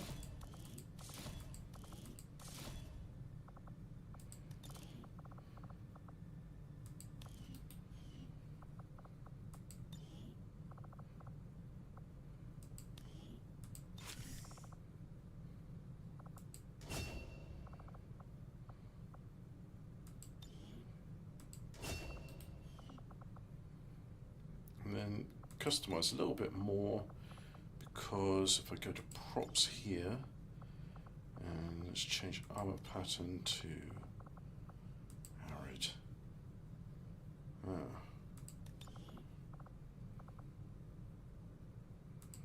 That looks good.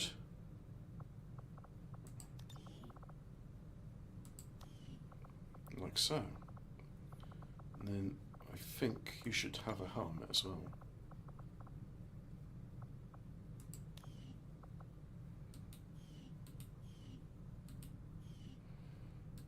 Anyway, you can spend the next 12 days recovering from the sex change surgery.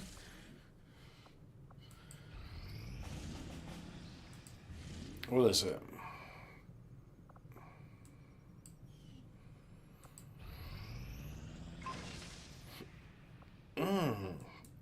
Incendiary bombs.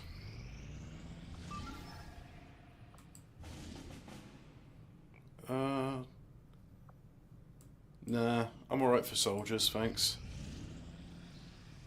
Oh, this one's got to be done. Yeah, okay, let's do this one. What else is there? I want to watch the video.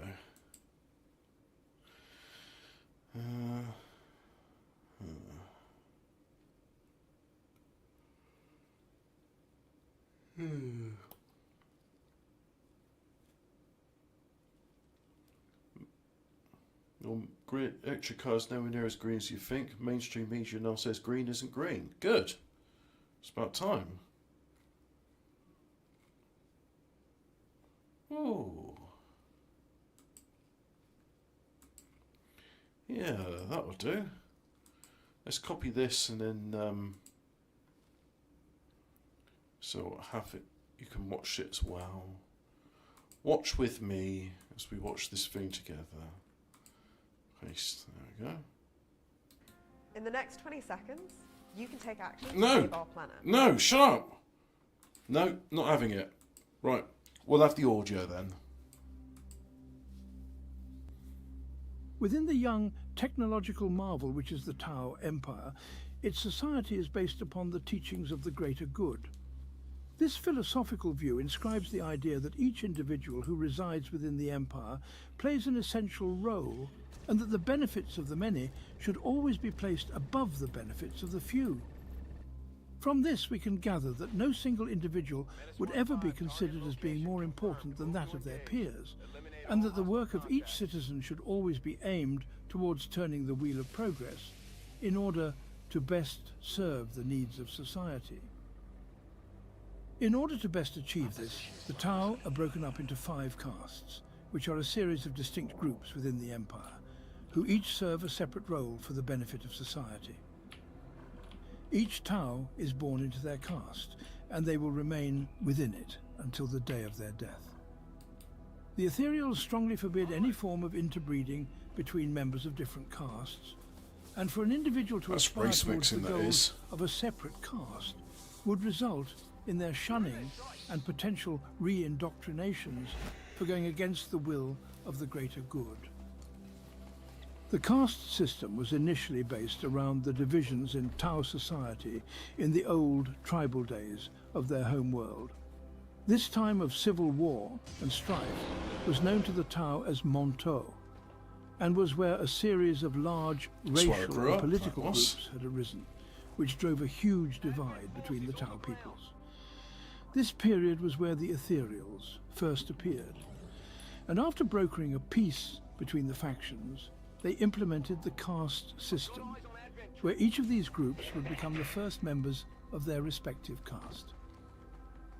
In creating this system, they preached the importance of the greater good and implored the Tau to consider their roles within society, and how with every action that they could help to propel each other into the stars. Each individual's social standing and status is based upon their rank within their own caste. For example, the suffix of La is used for those of the lowest rank throughout each caste, so a fire caste initiate would be named as Shasla, and an earth caste worker would be named similarly as Fiola. The societal ranks are as follows. Initiate members, who are still children and have not been inducted fully to a caste, are known as Sal. The first rank as mentioned is La, then Wi. The next is Vre, then the second highest is El, and finally the highest possible rank is O. I should note that members of each caste, whilst all Tau, are perhaps not as similar towards each other as we may believe. We could almost view the different caste members as being of a different subspecies, due to how different the physiology of its members appear. It is likely that the different caste species were to some extent artificially evolved in order to best serve their roles within society. For the Ethereals, the advancement of the Tau Empire is paramount to their success, and so to them it is justifiable to mold the biology of the Tau in order to best reach these goals. This artificial evolution will sometimes be described as genetic modification, and while it may not be done through tools which directly alter a Tau's genome, it is still a method of enhancing certain genetic traits to create an individual which better suits their role within society. The first caste to mention is the fire caste, known to the Tau as Shahs. These are the warriors of the Tau Empire. They make up the ground forces and will pilot the mighty battlesuits which have become synonymous with Tau warfare. These members have been selectively bred to produce incredibly strong and aggressive offspring, who each carry a greater level of muscle mass and a fiercer temperament compared to that of the other castes. In the old days of the tribal Tau, they acted as the hunters and warriors of the burgeoning species, where they would live out on the rough grassy plains, entrenching their genome with traits of strength and endurance, which were only enhanced by the eugenics-based artificial evolutionary methods of the Ethereals. The fire caste is guided by a doctrine known as the Code of Fire. This ancient rule set has been passed down since the old tribal days, and it can be seen as a system of honor, which teaches the fire caste members on how best to act in order to bring glory to their people. It is a system which will impact their entire lives, from the members' birth to their death, guiding them on what actions to take to forge them into a cohesive, elite military force. The 4 main points of this code are to bring honor to yourself and your people, to be obedient to the fire caste and the Tau Empire, to fulfill your duties to your kin and your society, and to follow in a path of self-sacrifice, all for the greater good. The members of the Firecast will spend their entire lives preparing for or partaking in warfare. From the time where they can first walk, they will be initiated into military training camps. They will undergo years of brutal physical training in order to strengthen them up into powerful, true fire warriors. At an early age, they will also begin their combat simulation trainings, where they will use advanced virtual reality suites in order to practice through hundreds of combat scenarios, honing their psyche into that of a deadly and efficient warrior. Once a Firecast member has endured this training, they will advance from underling to fire warrior and will be equipped for battle before being sent out into the stars, ready to join in whichever conflicts the Ethereals divine to be of importance to the success of the greater good. More veteran members of this cast will earn the right to pilot a battlesuit, allowing them to become something of a versatile weapons platform, easily capable of outclassing most foes which they may encounter. In order to progress through the ranks, a member of the Firecast must undergo a trial by fire. These are rituals in which a Tau will be subjected to a horrific simulation intended to showcase their leadership abilities. However, in order to ensure that got my their friend actions ring are me. genuine, One they will moment. sometimes not even be made aware that this scenario is simply Uh, simulated. The actions that the individual takes during this situation will be reviewed by more senior Firecast members, and if they deem their actions to have been noble, true, and of adherence to the teachings of the Firecast,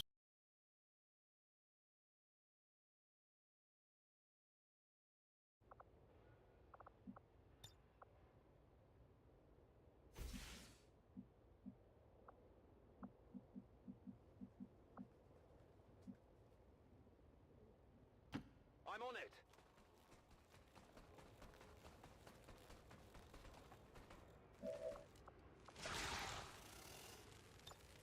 It's all in the coil.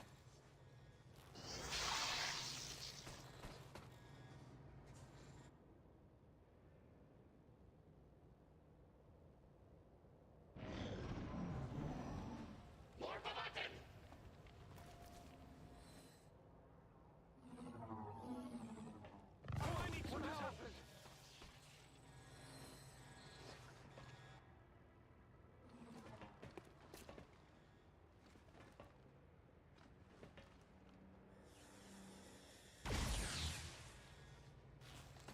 I'm under fire!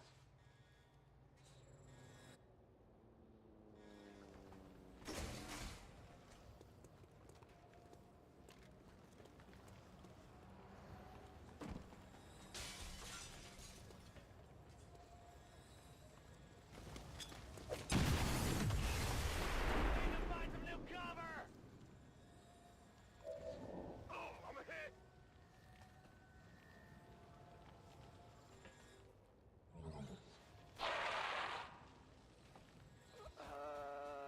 Sure.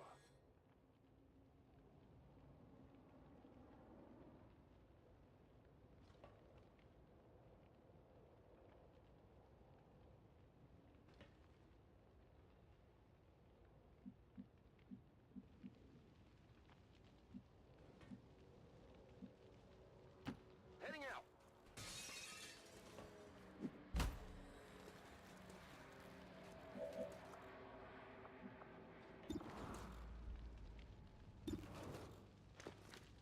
Ready to go around.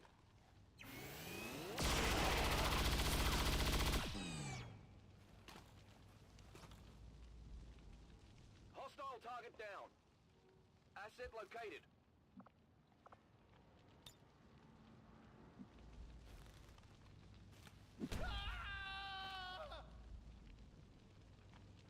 Status confirmed. Target package in custody.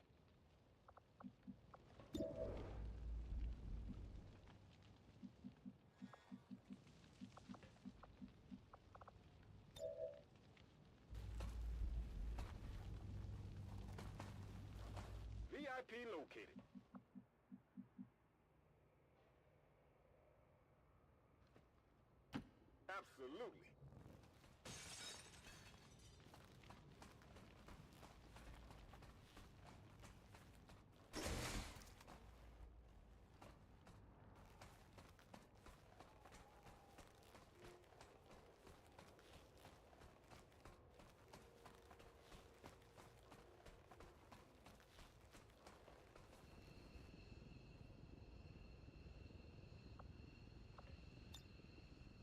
VIP secure and in position for evac.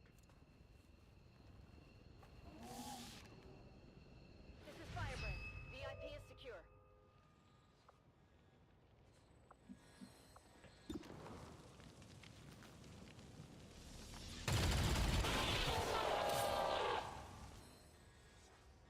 Blanco eliminado.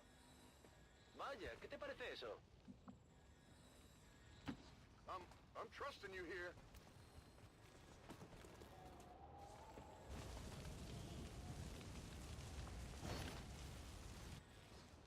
It's not explosive or anything, right?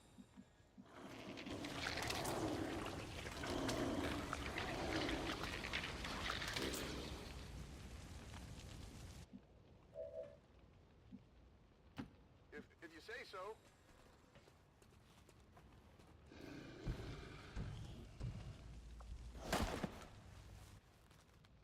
I think this is the package.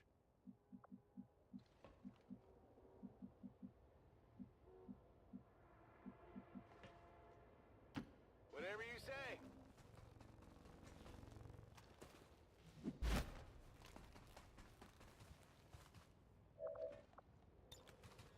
Infiltrating our system.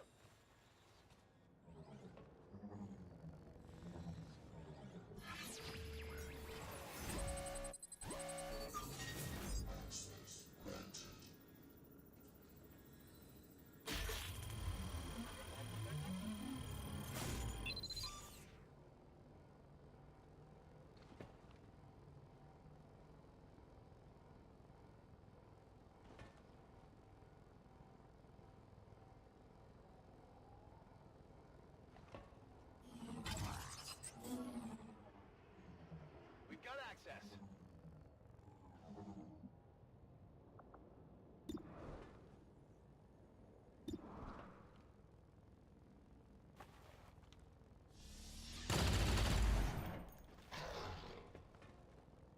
That armor's tough!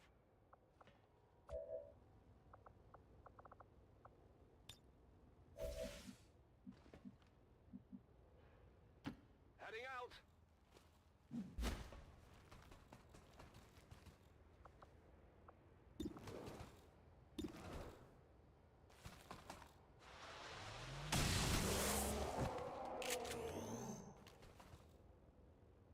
Target neutralized.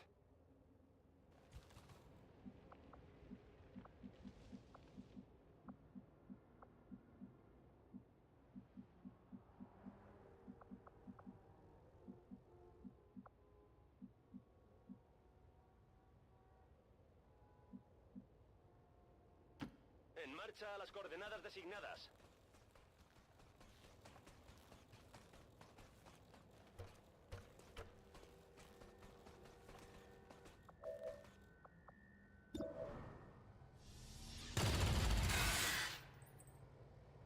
Blanco neutralizado.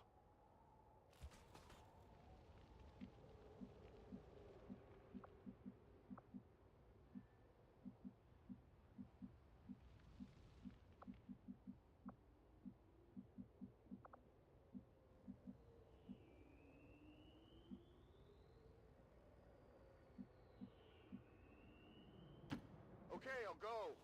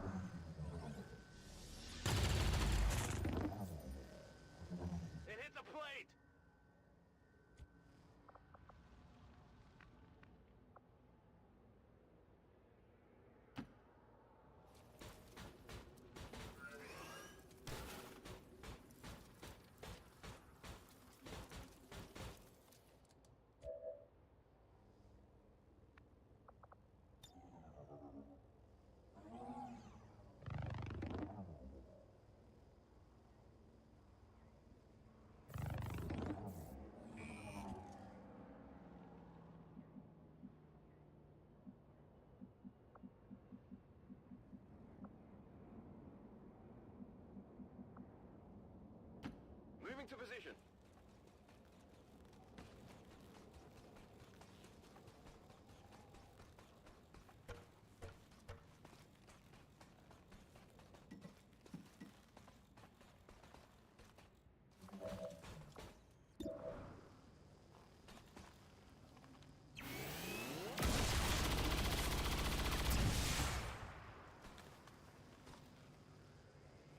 Hostile terminated. My weapon's spent.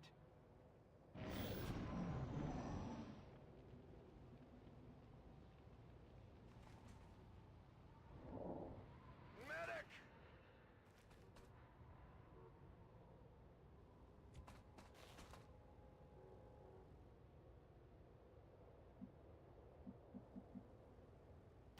On the move.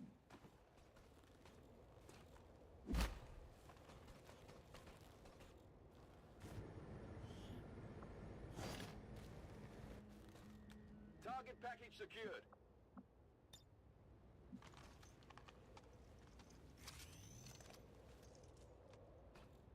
I'm ready.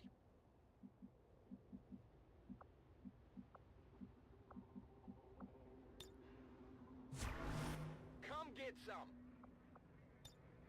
En guardia.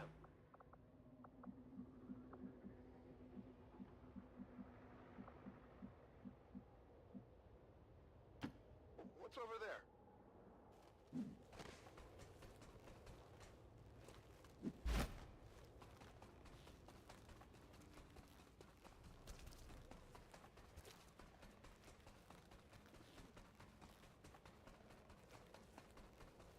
Advent troops spotted.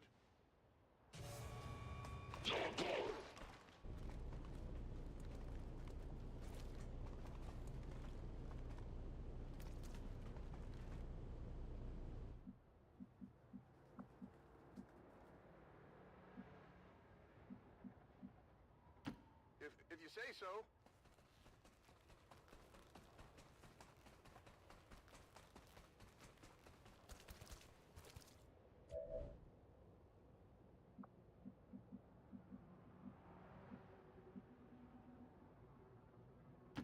No problem, boss.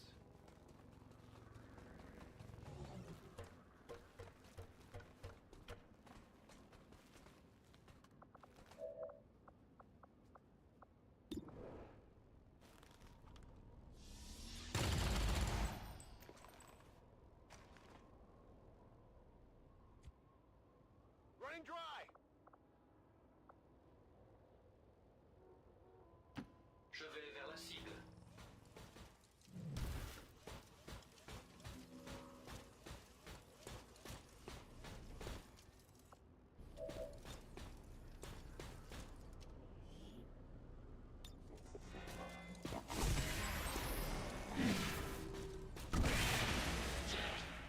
Triage des systèmes endommagés.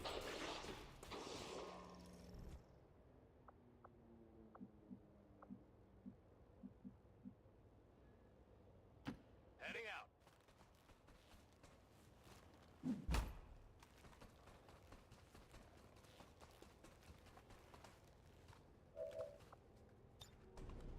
Are you unwell?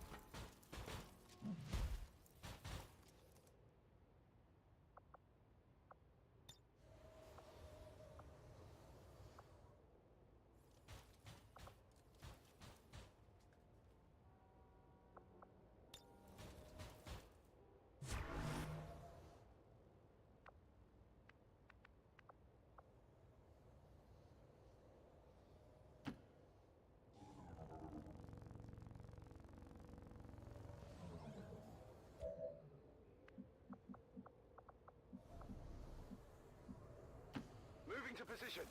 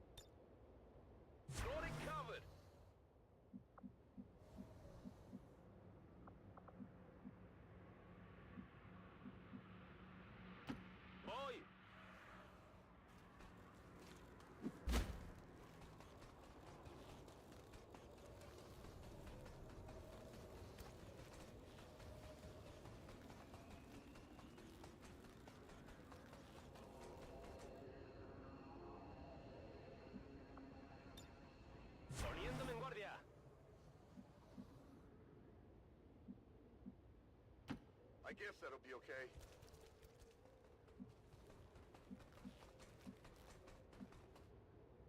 I can handle that.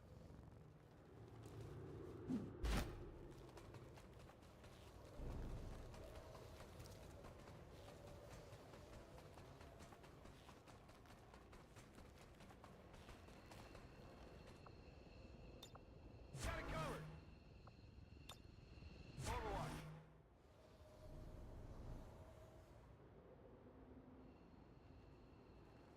Je me déplace.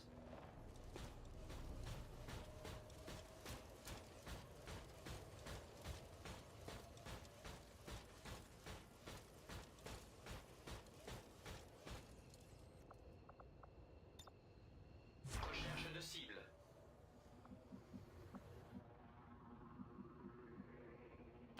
I'm on it.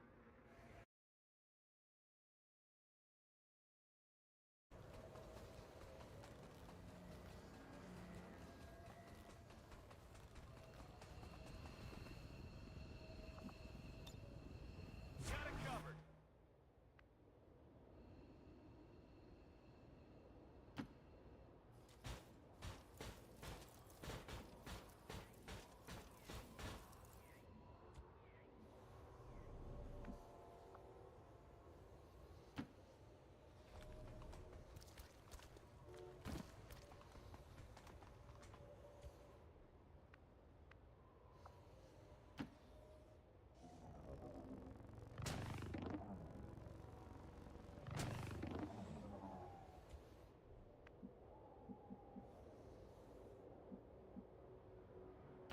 On your order.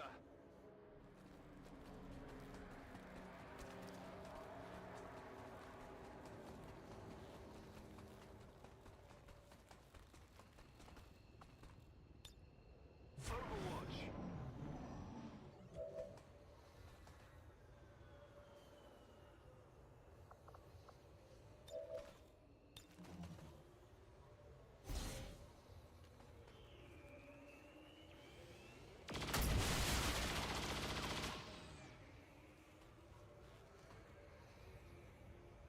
Target neutralized.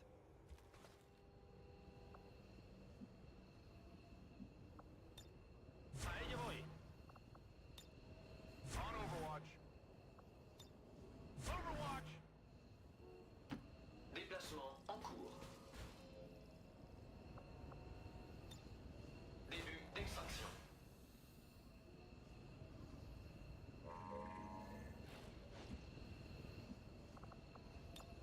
I'm on it.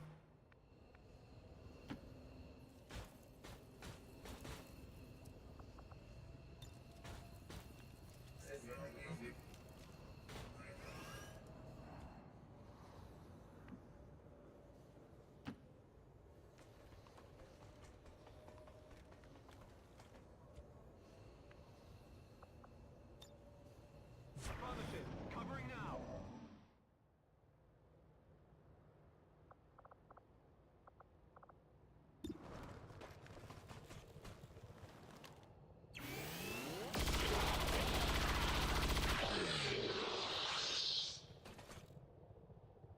X-ray neutralized. Bien, me muevo al objetivo. Me voy.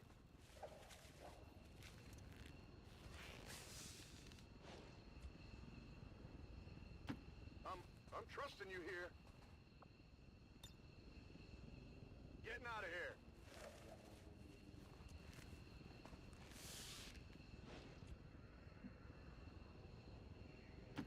Seems doable. Just in time.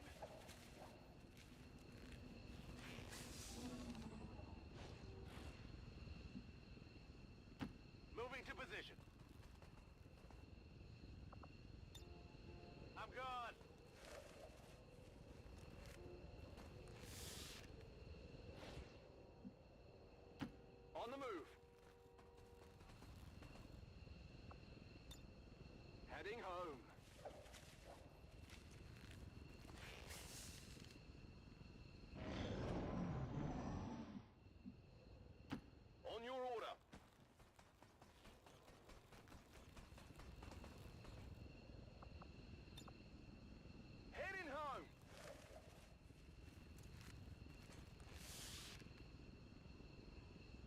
Status confirmed. Mission accomplished.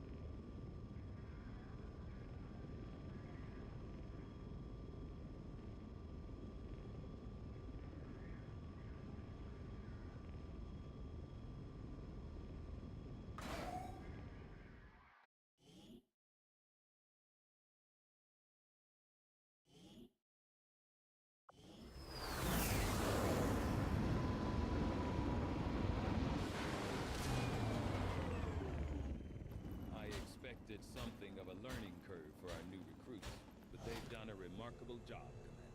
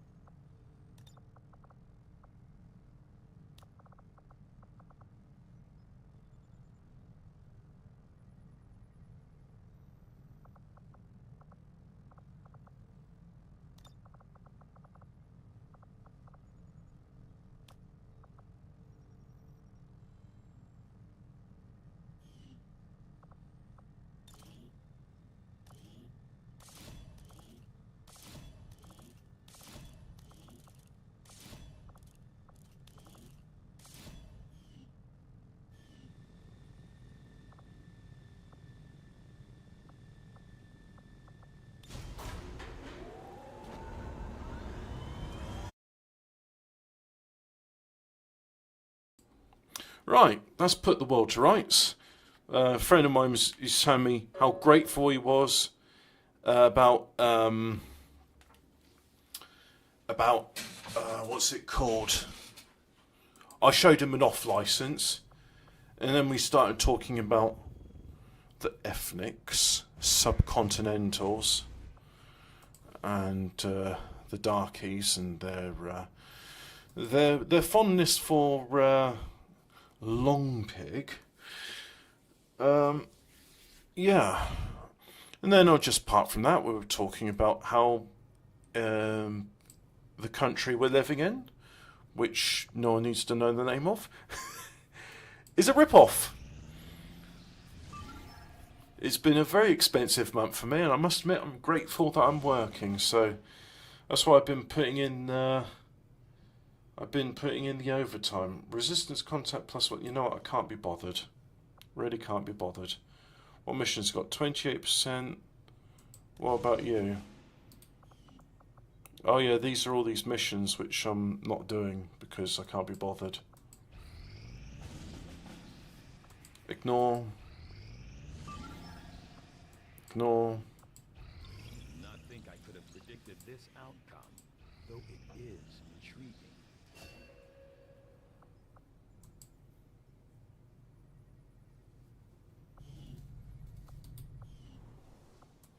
Oh, I said I was going to eat. I'm hungry. Oh, let's carry on with my Attenborough lore. That's it. Then they will be promoted to their next rank, bringing with it benefits, such as the privilege of piloting more advanced battlesuits or commanding small squads of Tau fire warriors. Next, we have the air caste, known to the Tau as Core. The duty of these Tau is to pilot the ships and aircraft of both the military and civilian wings of their empire. These caste members differ greatly from their compatriots, as they will universally live off-world, being stationed in floating orbital cities. This has resulted in them taking on the nickname of the Invisible Caste, as the vast majority of air caste members will never set foot upon a planet's surface, meaning that most of their fellow Tau will never lay eyes upon them, only seeing their aircraft soaring high above them. Physically, they are also incredibly distinct from any other castes. Its members are the tallest of any Tau, where they will carry a long, slender frame, supported by hollow, bird-like bones. This is partly due to the low and often zero gravity conditions afforded to them in their orbital habitats, which has reduced both their muscle mass as well as their bone density.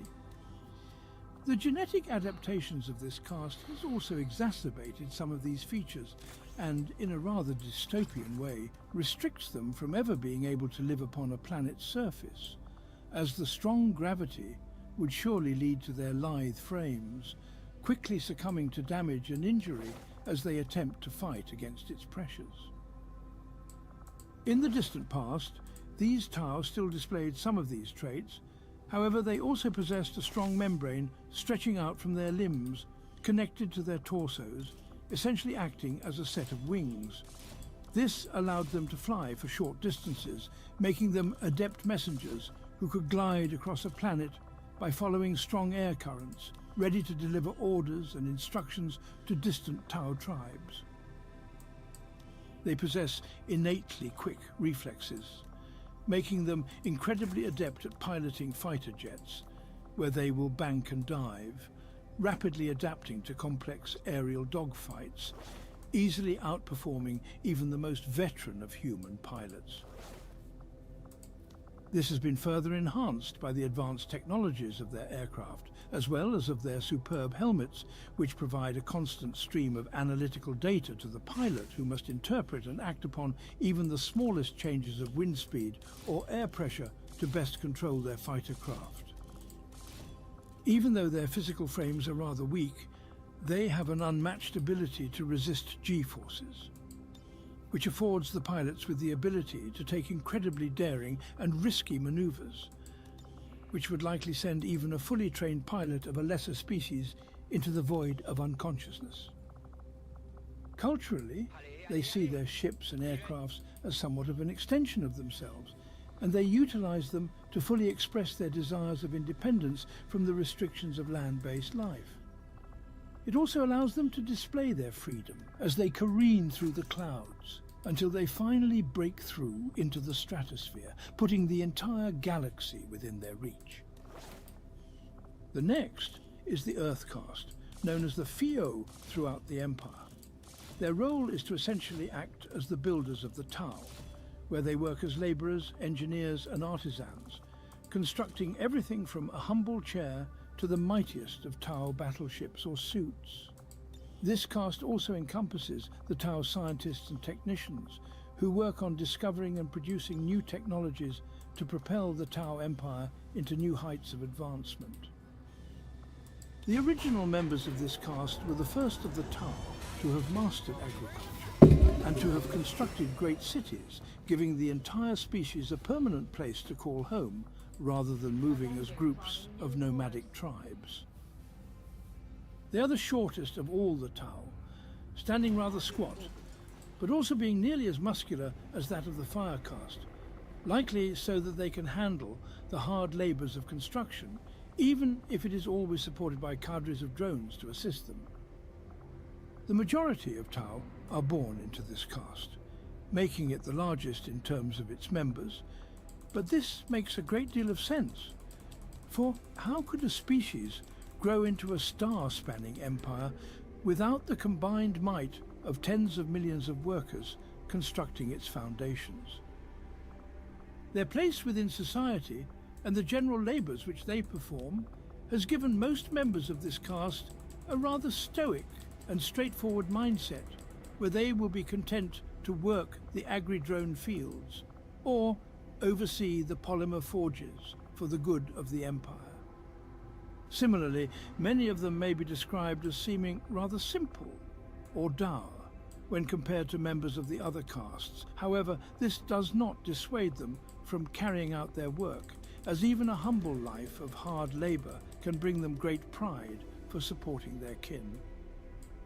It may be worth mentioning that this attitude was likely reinforced by the genetic adaptations of their caste, which may to some degree explain why the Tau Empire seems so stable. It is far easier for the Ethereals to rule over a society in which most of its members are seemingly placid and content to work, rather than one where its individuals are ambitious and more eager to explore other ideas and concepts. However, we will discuss this idea more when we come to the Ethereals themselves. This is not to say that the Earth caste are not forward-thinking, or that they're not made up of erudite members, for we must remember that all of the technological marvels of the Tau Empire were formulated in Earth caste laboratories and research facilities.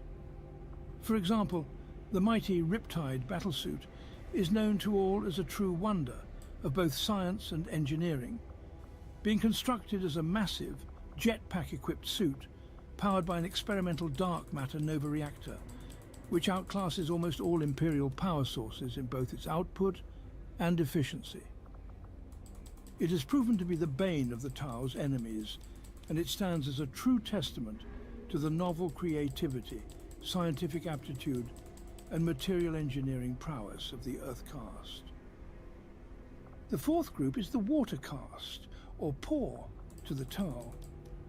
These members act within any of the societal roles which require some degree of communicative ability. As such, they will serve as bureaucratic administrators, ambassadors, traders, merchants, or as diplomats. Any relations or interactions with other species will be done through Water caste diplomats, who will ascertain whether or not its members can be swayed into joining the fold of the Tau Empire, or if the Fire caste should be deployed to wipe them out and eliminate them as a potential threat. They are named as the Water caste, since they are to be seen as water flowing through the other castes or species and harmonizing all under their honeyed words. Rather distinctly from the other Tau, Water caste members are primarily identifiable based on their extremely emotive faces, often softening alien diplomats with their welcoming smiles and warm gazes. They have been known to pick up and emulate the subtlest of facial movements of others, mirroring their emotions and communicative abilities, making even the most hostile of diplomats feel at ease. Some would call this manipulative, but to the Watercast, it is simply a tactic to further the goals and aspirations of the Tau Empire. Its members are also innately skilled in the art of linguistics, being able to quickly pick up new languages with a near supernatural ability, partly because of their long history of doing so, and partly due to their genetic enhancements to this regard. This enables a Tau diplomat to swiftly integrate himself in an alien society where he will ingratiate himself with the local lords, before spinning a graceful story of the boons to be afforded to them by the adherents of the greater good. Its members will undergo significant training programs similar to the Firecast initiates. However, this training will be focused on the art of diplomacy, communication, and general social etiquette. Finally, we have the fifth caste, the Ethereals, known to the Tau as the On. It is somewhat difficult to describe them as being equal in status to that of the other castes, since they are distinctly held above all others within Tau society. However, they are still considered by the Tau as being in an equitable position, despite the clear inequalities which are to be discussed. This mysterious group are the spiritual leaders of the Tau Empire. Since they first arrived to unite the warring tribes, they have acted as the ultimate rulers of all Tau, directing their species and society into the Tau Empire as it stands today. They preached the importance of unity and first introduced the concept of the greater good, where all Tau should put aside their differences for the betterment of their own unified civilization.15 they appear as any other Tau, aside from a distinct diamond-shaped ridge of bone which slightly protrudes from their foreheads. Within this bony protrusion lies a small organ which has been speculated as being the source of a thanks for watching. which, when released,